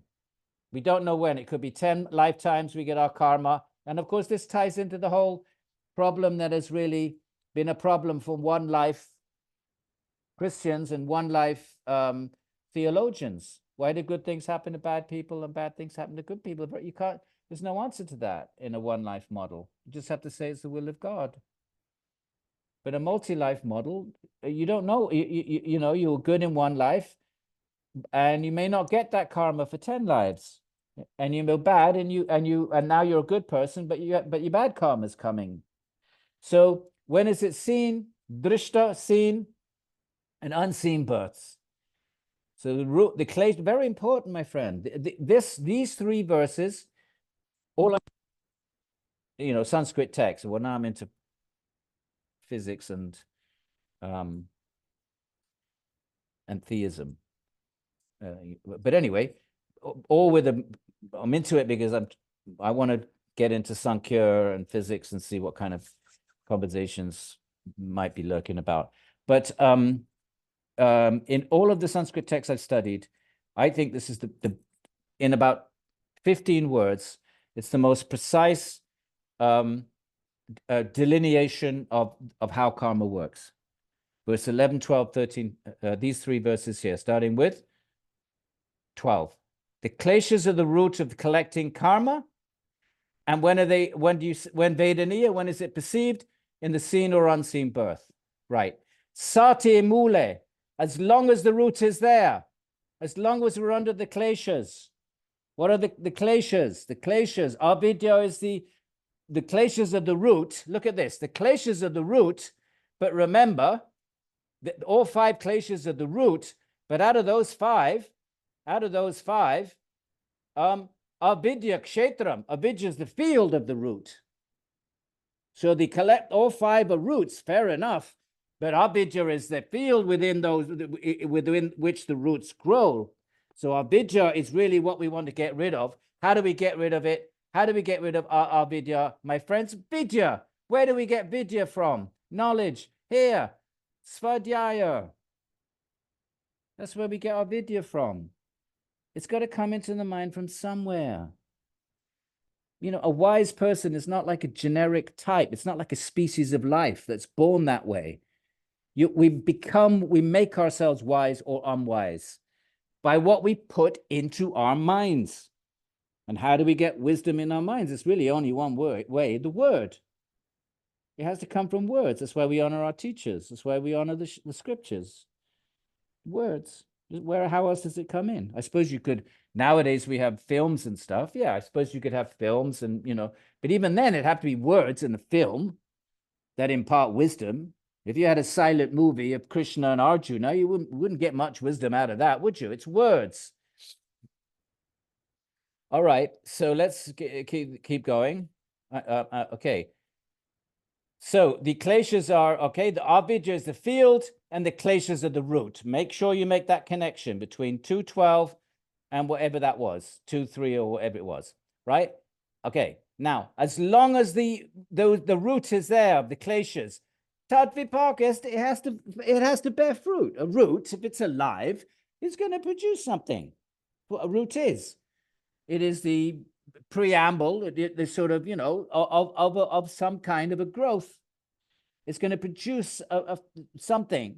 So it's a vipaka, the fructification. I like that word, fructification, the bearing of fruit. Somebody told me it's an English word and not an American word. I don't believe that, but you can certainly understand what it means. The like fructose, fructification, you know, from fruit. So it's the fructification. As long as the root is there, it has to fructify. What the hell does that mean? What does it mean that your karma bears fruit? It means three things, my friends. Everything can be accommodated in these three things. What are the three things? Very simple. Jati, ayur, bhogaha. The birth that you take, jati, it means your species of life. In Sanskrit, the word jati means two different things. It means the species. And very interestingly, ancient Indians said we had 8,400,000 species of life. That's more or less exactly what biologists say today, 8,300,000 and change. So there's an interesting parallel. There are these interesting things here and there, like we spoke about the rebounding universe, the big bounce. And then, how do they know that? How did they know? Of course, this, they would say celestials, and they would have species that scientists wouldn't recognize, like ghosts. We just mentioned ghosts. The ghost is a jati. The ghost is a jati. And there's different jatis of ghosts. Right? So here's your jati. Ayur. So what is your karma? It's the birth you've taken, my friends. You're born in a community, human form, but some of you are Gujarati, some are South Indian, some of you American, some of you British, some of you are this. Okay, that's a jati. But jati actually means in a caste, actually. So there are 4 basic varnas in Indian sociology. 4 basic types of professions: Brahmana, Kshatriya, Vaishya, and Shudra. There are the Brahmanas, the ritualists and teachers. Kshatriyas, the warriors and administrators. Vaishyas are the business and the landowners. And Shudras is anybody who works for somebody else. Are Shudras. So many, as far as I understand, many warriors are also Shudras. If you're like the real warriors, I think, and I think the real, the Kshatriyas are those like the commanders. They're more like the officers of a military force. But I may be wrong there. Because a Shudra, but one of the definitions somewhere in one of the Dharma Shastras, is somebody who works for the other 3 castes. Now, those 4 castes are subdivided into thousands of jatis. Thousands. So if you're a cobbler in Varanasi, your jati is different from a cobbler in Madras, South India. So even sometimes the same occupation, you'd be different jatis. And people tend to intermarry in their own jatis. So that's a jati. So in the West, we have that. It's breaking down now, but it was like that before the wars. If your dad was a farmer, you were a farmer, and you married the girl, the daughter of the farmer next door. What were your options? So pretty much jati was all over the world. Now, maybe India had it a little bit more, shall we say, formalized. You could probably say that, but it was pretty strict. It was pretty, if you were a royal family and, you had to marry royalty. Otherwise, it was a big scandal. Anyway, like King Edward, the British King Edward, he married an American, ran off to Paris. And that was traumatic for the British nation. But anyway, so these are jatis, okay? So there's 8,400,000. So there's both species of life and caste. Both of those are jatis. So right now we have a human, but we're in a jati. If your parents were intellectuals, that's a jati. If you're born in a business family, it's a jati. Rockefellers is a jati. If you're a goldsmith, if you're an artisan, these are jatis. If you're an artist, a jatis. Musicians, all of that. Jatis, dancers, teachers. So that's the second. We're talking about what is this karma that is going to bear its fruit in this birth or the next birth. Keep your eye on the ball. Karma, how do you get karma? You act in the world from kleshas, ignorance, ego, and then desire and aversion. And that once you're navigating the world like that, you better be pious, my friends. At least I tell my students, if you don't want to do yoga and you want to do boga and you want to be an avidya and asmitar and chase your ragas, at least be dharmic about it. Because then, and most people were not yogis in ancient India. Please don't think all ancient Indians were yogis. They were not. Any more than medieval Europe were all Christians in a real kind of St. Francis sort of way. They weren't. So just as, St. Francis was doing his thing in his, down there in Assisi, and it was a, tiny percentage of people were doing that kind of Christianity. So only a small percentage of people are doing real yoga in ancient India or even today. Most people are performing karma for klishta. And then you have the Dharma Shastras for them. Okay, you don't want to do yoga, you don't want to seek the Atman. Okay, you want to be an avidya, then here, if you do it this way, you'll make good karma at least. And those are the Dharma Sutras, the Dharma Shastras. These are your duties. You want to enjoy the world? Okay, do it in the civic sort of way, and you'll make good karma and you'll go upwards. It's only the Yoga Shastras are only for those seeking the Atman. So as long as they're okay, and then what's the third thing? So now we've got our birth, Ayur, like Ayurveda. Ayur literally means breath. How many breaths are you given in this life? Your lifespan. It's determined at birth. So you don't want to go jogging, my friends. Maybe you do, but you only have a certain number of breaths.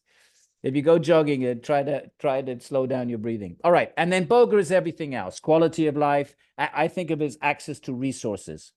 So Bhoga is your health, your wealth. Are you attractive? Can you attract a good, mate, a partner? All of that is Bhoga. Okay, so that's three things. And can you remember them, please? I would like to be able to say Jati, Ayu, Bhoga, and not have to translate them every time. Jati, from a Jun, to be born. Ayo, you know that word from Veda. It's your lifespan. And Bhoga, well, you've heard of Yoga Bhoga. So Bhoga is the opposite of yoga in the sense that yoga is about vairagya, giving up raga, and Bhoga is about enjoying raga, and you can either do that dharmically or adharmically. You want to be a bhogi, don't want to be a yogi, want to be a bhogi, then, and that's 99% of the people back then as it is today, then you have Dharma Sutras. Say, okay, well, if you seek your bhoga this way, you're going to make karma.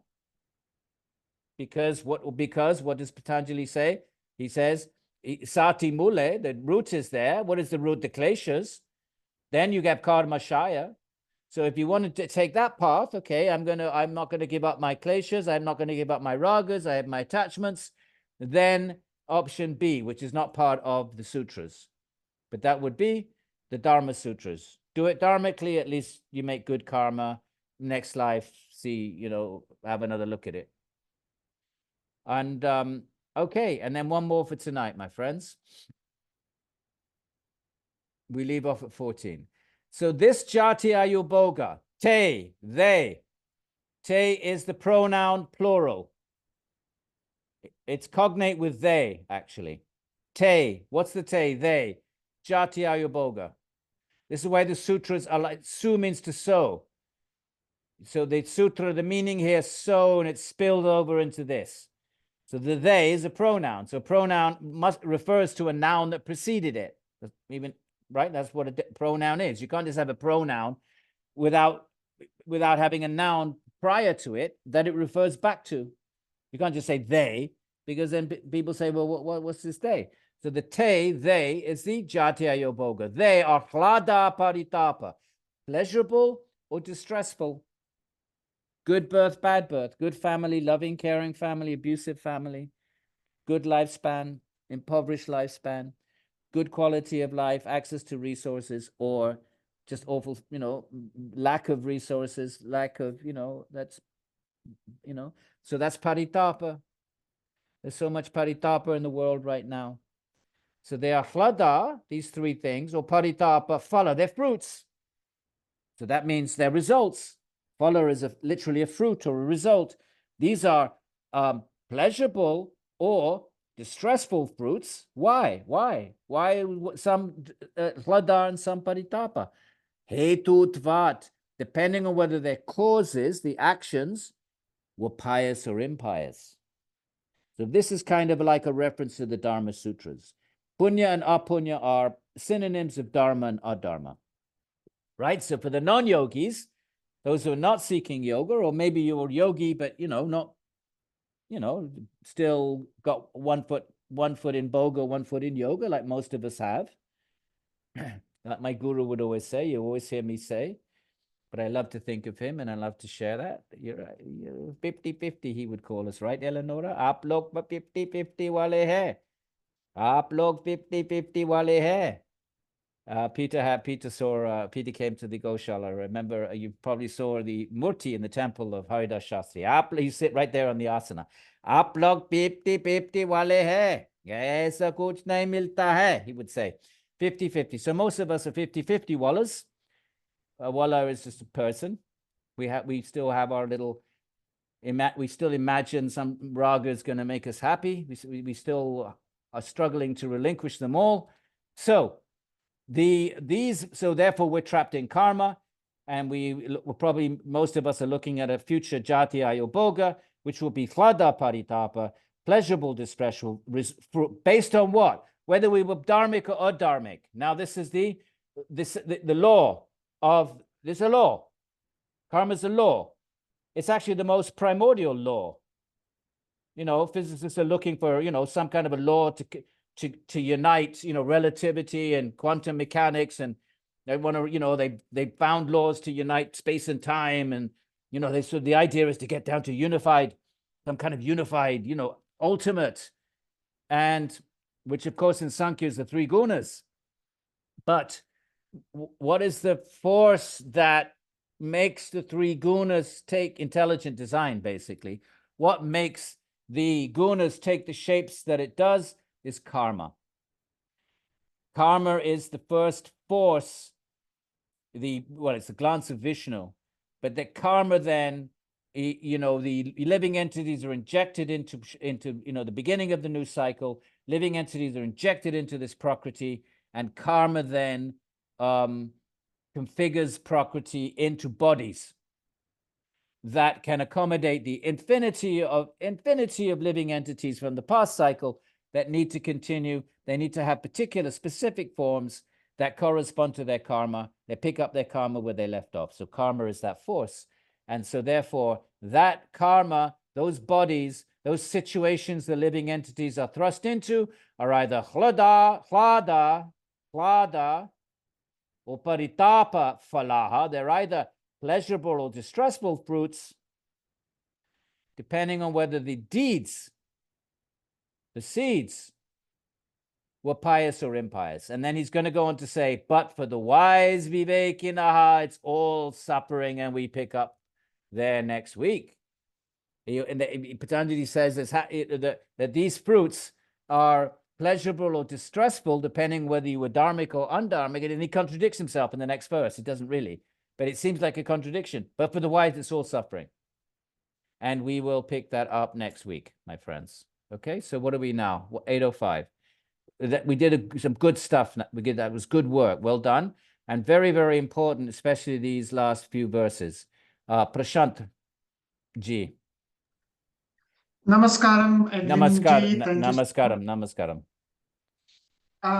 The question is around the very first verse in the Sadhana Pada, where he talks about tapas, swadhyaya, and Ishvara pranidhana. Could we think about this as, tapas is probably, if you combine vairagya into it, it is more of the austerity. So it's more of a yogic path, and swadhyaya is more of a jnana path, and the Ishvara pranidhana is the bhakti path. So is he sort of giving us three different paths here? Well, you know, there is one or two commentators that say that, but they're not options. These are Kriya Yogas for the path of yoga. They're not alternative paths, but it is true that some commentators do note that there's overlap between tapas and well, what would it be? Svadhyaya would be jnana yoga, Ishvara pranidhana obviously bhakti. So that would make tapaha into karma yoga, which doesn't fit very well because tapaha, everybody has to do tapaha. So yeah, they do make these, but it's not that these are alternatives. It's not that the Gita, you can do karma yoga or you can do dhyana yoga. Actually, the Gita gives us two paths. Even though I know people talk about three paths and Vivekananda spoke about four paths, the Gita itself doesn't. It says there were two paths. If you look at the beginning of chapter 4, there was the path of Sankhya for the Gyanis, and there's paths of and then there's path of yoga for the action people. The Gita talks about two paths, but the Sutras is not talking about two different paths. It's talking about Kriya Yoga as preparatory for yoga, Chitta Vritti Nirodha yoga. But it's true, though, that some commentators notice this kind of little bit of a parallel with the Gita's bhakti and dhyana and so forth. But it's not, they're not alternatives. Thank you, Prashant. Valentina. Thank you. Hey there, namaste, good morning, Nam- everybody. Namaste, good morning. And so I'm wondering, what are the behaviors for Abhinivesha? Because I mean, the typical behavior for Ragadvesha is the usual, you know, ice cream or Yeah, Netflix or yeah. whatever. And what could be some example of behaviors for Abhinivesha? You know, it's a good question, and I can't think of anything in the commentaries that they talk about symptoms of Abhinivesha. So we would have to sort of put on our Sankhya Yoga thinking hats and try to think of what that would look like within. You know, when we do that, when we don't traditionally, when you study traditionally, which is, you know, I'm a traditional teacher, when you study something traditionally and you have a question, you look in the commentaries to see if they provide an answer to the question. If they don't, then you, the exegete, you, the whatever, you know, you can then think about an answer, but it has to be within the parameters of your whatever the school is that you're discussing. So if we're discussing Sankhya Yoga, we'd have to think of an answer that does not disrupt the metaphysical and psychological and soteriological parameters of Sankhya Yoga. So what would it look like? So you could think as much as me. You know, what would that, you know, anxiety? And anxiety that may not necessarily be directly connected with fear of death, but that fear of death, because it's latent, remember, it's svarasavahi. It's so, but it's there and it's putting pressure, which may actually surface in the conscious mind in different sorts of ways, which might be even irrational behavior. I don't know. I'm not a psychologist, but I wouldn't be surprised, something like that. But if you're looking for an answer in terms of, did the commentators say anything? I can't remember if they did. I don't recall, because if they did, I would have put it in my commentary. But we could have a little think about it. You know, and see what might work. Okay, thank you. You know, like just anxiety, a constant sort of, you know, don't we all? You know, in our own, we all, even the wise do. So surely we all have this sense of temporality, especially as we get older. Death becomes more, you know, we become older. We get warning signs. Our teeth start to separate. We get wrinkles. We get warning signs from nature, which are our friends if we embrace them. We get these warning signs. Death is coming. You know, but you know, there's a lovely story in the Mahabharata, and Yudhisthira Maharaj, you know, the five Pandavas, and they're exiled in the forest. You know the story, right? Some of you know it, but you know, some of you don't.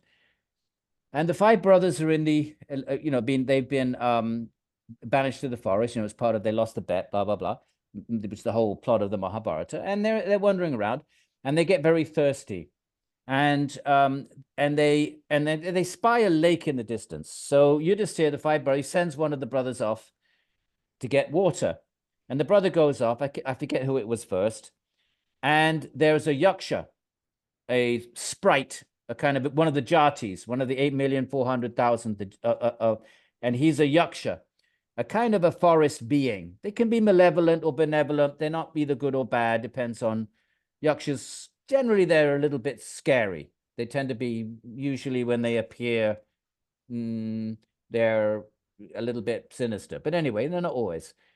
So the brothers, you know, goes to get water, and the yaksha says, "Stop! This is my lake. You have to answer my 100 questions, otherwise you cannot drink." And of course, these are proud warriors. You never say that to a warrior. You can never challenge a warrior, because that triggers their ego. So he ignored him, brushed him aside, drank the water, fell down dead. Doesn't come back. And Yudhisthira says, "Hey," and he sends the second brother off. Go see, you know, if there's water. And same thing happens. Third brother, fourth brother, all of them die. All of them just, you know, brush aside the yaksha. Finally, Yudhisthira goes, and he's a little bit more dharmic and humble. And he says to the yaksha, "Okay, I'll answer your 100 questions." And so the yaksha asks him the 100 questions, and he gets to finally the last one. He gets them all right. 100. What is the most amazing thing in the world? And Yudhisthira replies, the most amazing thing is that even though we see death everywhere, we see our forefathers have died, all creatures died, all that went before us died, yet we don't actually believe we are going to die. This is a manifestation of Abhinivesha also. That we know in principle we're going to die, but we don't think we're going to die today. Even someone on their deathbed, they don't think they're going to die that day. They think they're going to die the next day. So that could also be, another symptom of fear of death is denial. Denial. And we create a culture where it's not cool to talk about death. If you go, the yogis say you should be thinking of death all the time, contemplating death. Buddhist ascetics, they go meditate in the graveyard. The Buddha sent his disciples, go meditate in the burning ghats. But we have, you can't imagine going to a dinner party and all you did was talk about death. Nobody want to sit next to you. Himadri. Hi, Edwin. Hi. I have a question about Om from Yeah. the Samadhipada. Yeah. I remember we discussed how Om is the vibrational form of something. So I'm just Brahman. of Brahman. Yeah. Okay, so does that mean that the vibrations are always going to be there, even if it's not manifesting as does Ishvara or Bhagwan? Well, Om is Ishvara and Bhagavan and Brahman. They're all one and the same. They're all the same entity. And Om is the vibrational, so therefore vibration is at the root of everything in the universe, yes. But I don't know if that's where you're coming from. But yes, it's a vibrational it's a sonic. So yes, if it's sonic, it's vibrational. But it's not a representation. It is the actual manifestation of Brahman, of Ishvara, of Bhagavan. Now, what's the relationship between Brahman, Ishvara, and Bhagavan? That's another question. But all three of them manifest, not that Om they're not signifiers, because a signifier is something that signifies something outside of itself. Yes? Right. So for example, if you say the word book, that sound book is something different from the actual book itself. It signifies something outside of itself. The word book signifies the object book, which is sitting on my table. It's distinct from the word. Om is not like that. Om is that Brahman. Mm-hmm. And so I was just also curious if writing Om is equivalent to the chant or japa of Om, because I don't, for my object of meditation, I don't have Om in the form of chant, but I do have it in like the image of whatever I'm meditating on. Would that be equivalent to chanting, or is there a difference of some form between the two, writing and chanting of Om? When you meditate, are you meditating on the pictographic symbol, or are you meditating on the sound?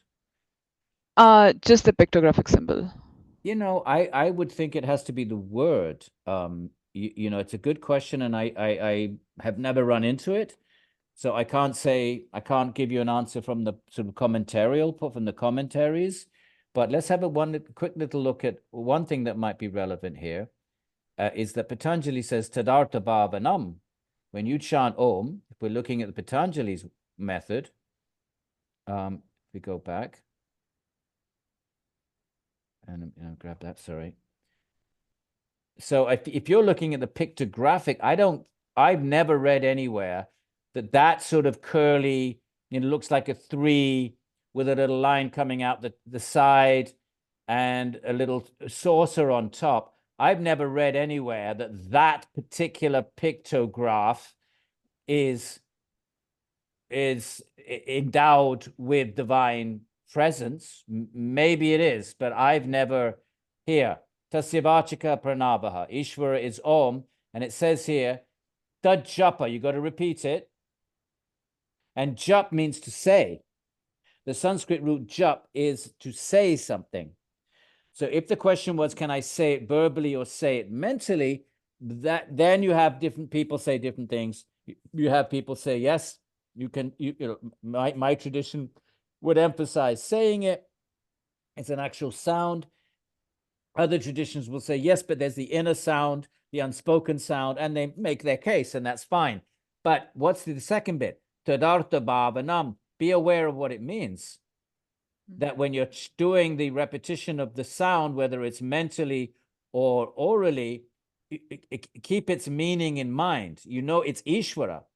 Now, your question is, does the lipi, does the script, I've never read that anywhere, that concentrating that the script itself, that Om symbol, has any particular divine presence. I've never read that.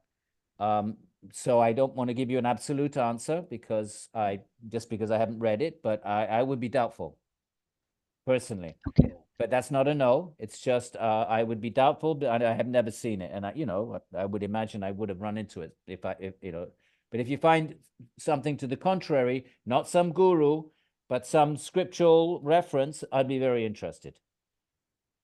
If Okay, you thank find you. anything in a Sanskrit source that says that, I don't think so. You'll find that, Himatri. Mhm. I very much doubt it. But if you do, pop me over an email. I will. Thanks. Okay, Marco. Hello. Yeah. Yeah, I have just a question about karma. Yeah. So, from what I have read from other traditions, I think maybe Tantra, they mentioned that not even the devas have a fully understanding of karma. So, Yeah. like not even the gods kind of grasp karma itself. But here in Patanjali, we have a very concise definition of karma. So, yeah, I was just curious about what the commentaries or maybe even in the Patanjali tradition say about this. Well, he's just explained in 12 words the mechanism, but understanding it means you're talking to me right now, and there's an insect in your room somewhere, and there's your neighbors next door, and there's trillions of living entities, and we're all coexisting in this moment. And in this precise moment, our karmas are all interacting in such a way that we are coexisting, and no one can understand that. And that's why Ishvara has to be omniscient. And this is one of the arguments that Nyaya logicians say, that something has to be overseeing that karma. And that person, since karma is affecting every single living entity in the entire universe, that person must have to know every single entity and every single entity's karmic requirements. And that's just another way of saying omniscient. So in that sense, nobody can understand it except Ishvara. And Yudhisthira Maharaj is the one who said that, by the way. Yudhisthira says no one, not even the devas, can understand karma. But so we can't understand why is it that that ant is under your desk right now and won't be tomorrow. It's a karmic reason. You can never understand that level of karma, but Patanjali is giving us in 12 the basic mechanism, which is as you punya, you do pious or impious deeds, and you generate a fruit. So that we can understand at least the very, very basic principles, but the details, no way. Only Ishvara. I see.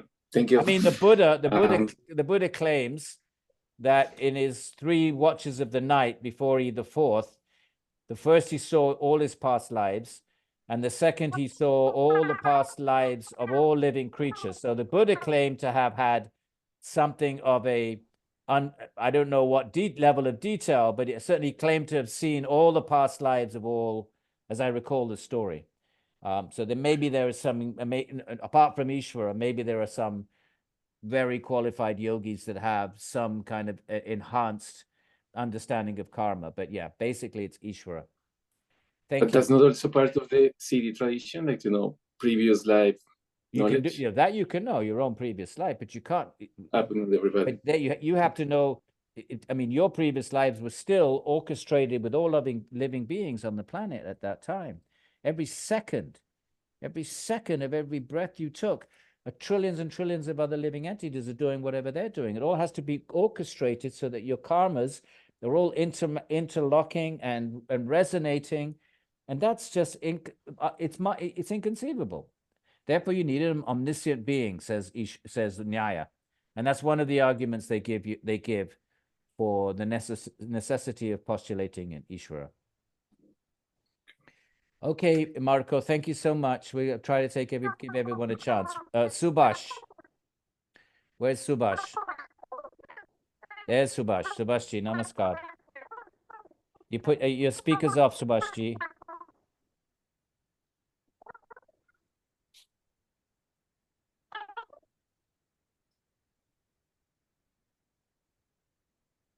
Can you hear me now? Yes, yes, we can hear you now. Yes.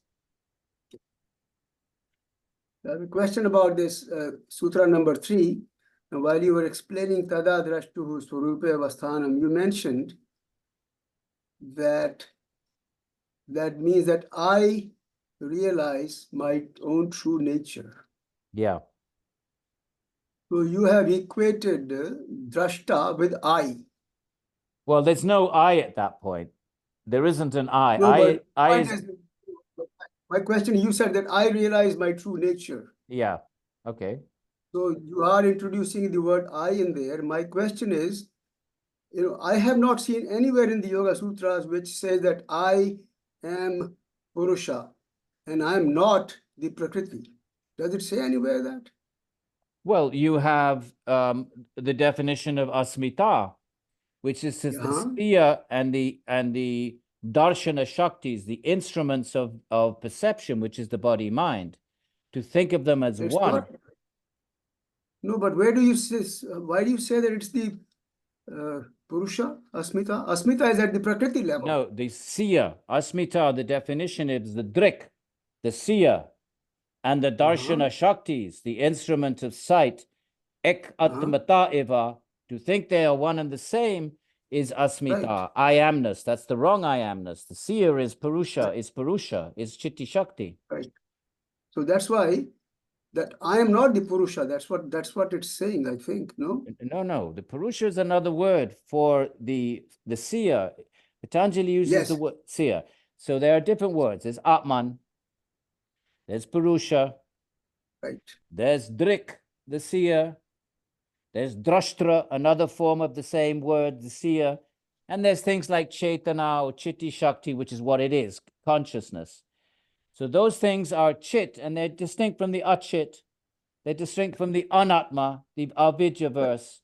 So we have a distinction with whether you want to say chit, achit, when you want to say atman, anatman, whether you want to say drik, darshana, shakti, whether you want to say, there's different binaries that you can use, but there's a dualistic system, and the dualistic yoga is dualistic. So the seer or Purusha or Atman or consciousness is distinct from the body mind. That's just basic. That's very basic yoga Sankhya philosophy. You know, a very good. Yeah. Can I just say this? My question related to we normally say, that I am not this body, mind, etc. I am the soul.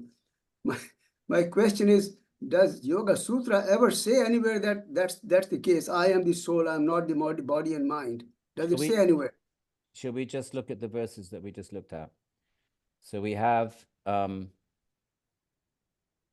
that's to say it just like the way you framed it. That's Vedanta, right? If that's what you want to, if that's the point you're making, yes. So that's Jnana Yoga. You walk around saying, "I am not the body. I am not." That's fair enough. But how does the Yoga Sutra put it? I mean, it's just presupposed. If you read the Sankhya Karika, I know you're referring to the Yoga Sutras. That's fine. We'll get there. But if you read the Sankhya Karika, it gives the definition of Prakriti, and it has all of these things. Prakriti is objective, it is unmoving, it is inert, and it gives all the qualities. And then it just says, and he, the Purusha, is the opposite. So, okay, to frame it, I am not the body. If you're looking for that precise kind of verbiage, and then you'll find that in Vedanta. So if that's the question you have, but here, the question was related to what you mentioned. When you said that Tada Drashtuhu Swarupe Avasthanam, and your statement was that I realize my own true nature. Well, then, fine. So then I'm importing a little bit of language from Vedanta. If that's the point, if that's a point you wish to make, that's fine. But you know what? The commentaries all do that. They all do that. They're all schooled in Vedanta. They're all schooled in the Upanishad. Vyas, Vachaspati Mishra, all the commentaries are not just, they're bringing all of the Vedanta into their commentaries. If the point is that the Yoga Sutras do not say, I am not the body, but I said that. Fine. Yes, I said that. The Yoga Sutras do not say it exactly in those words. Vedanta does. Mhm. Okay. Is that okay? Yeah, thank you. Yes. Good. Thank you. John. Thank you for the story about Brahma. I Sure. appreciated that. Yeah. Could you talk a little bit about Hiranyagarbha and the golden egg and how that relates to Brahma? Well, the Hiranyagarbha is the Upanishadic proto version of the story. So you have in, I forget which Upanishad, the Hiranya Garbha, which Garbha means the wound, and Hiranya is the golden womb.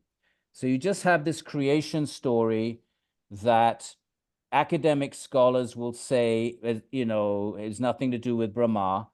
And it's just something, I forget how it goes. It's very brief, but it's Hiranyagarbha and the golden egg. And we could find it and read it if we wanted to. Later, the Puranic tradition, however, identifies that as Brahma. And then they give the full story of Brahma in the Puranas, part of which is what we read. So the Puranic tradition, the Hindu tradition, the Vedanta tradition, the tradition connects Hiranyagarbha with Brahma, and academic scholars may accept it, or they may say, no, that's an older Rig Vedic thing, and Brahma is later, and that's what academic scholars do. What So, do they yeah. say about the golden egg? Who, academic scholars? Anyone? Well, academic scholars say there is different creation myths in the Vedas. They just think of it as just primitive folklore, right? They're not thinking it's revelation or anything like that. So they just say, oh, there's a number of myths, and one of them is Hiranyagarbha, and then there's other myths, and they creation myths. They would peg it as a creation myth. Okay. Now, the tradition considers these texts to be, you know, absolute and eternal, and so forth. So they connect Hiranyagarbha to Brahma, the later tradition, meaning what later by academics think about earlier and later chronology, but the tradition identifies Hiranyamaya as Brahma. Okay. So that I don't know what they would say. Would say the golden egg is the universe, perhaps, and Brahma is the first created being in that golden egg, because the universe is sometimes called an egg. So what you know, they would just make the connection between that short story in wherever it is. It might not even be in the Upanishads. I'm wondering if it's in the Veda, in earlier texts. I can't remember. Atharva Veda. Thank you, Eleonora. So that proto story, do you have it there, Eleonora? How long is it? No, I don't. No, okay, I don't. it's only a few lines. What scholars would say is the later tradition. Remember, Hindus don't think in that way because these texts are eternal, so there's no earlier or later. So they don't think chronologically. They think they take these texts to be either Shruti or Smriti. Either they were divinely revealed at the beginning of creation, or they were handed down by great sages. But then the tradition itself, the Hindu tradition, and we can generalize, takes Brahma, the creator, with the four heads, Brahma with the long A, to be the Hiranyagarbha of the Atharva Veda. That's it. Thank you. Okay, my friends, we don't have any more hands up, so we'll bid each other good night. And thank you. And I'm just going to have a quick look in case Very there's anything. quickly, Edwin, Yeah. what software do you use to type diacritical marks Sanskrit? Well, I use I use the TMS Nagari. You can probably download it easily enough. Okay. I've never actually used it on email. I know it's pathetic. I should figure out how to do that. But yeah, TMS, yeah, there's so much out there, but I use TMS. I've been using it for 25 years. I bet there's much better ones. I just stick with the one I know. Okay. Yeah. Thank you. Yeah. Okay, my friends, I'm just looking through the chats. I bid you all good night. Thank you. Good night. Thank Thank you. you. Thank you. I'll stop Thank you. recording. Good night. Thank you.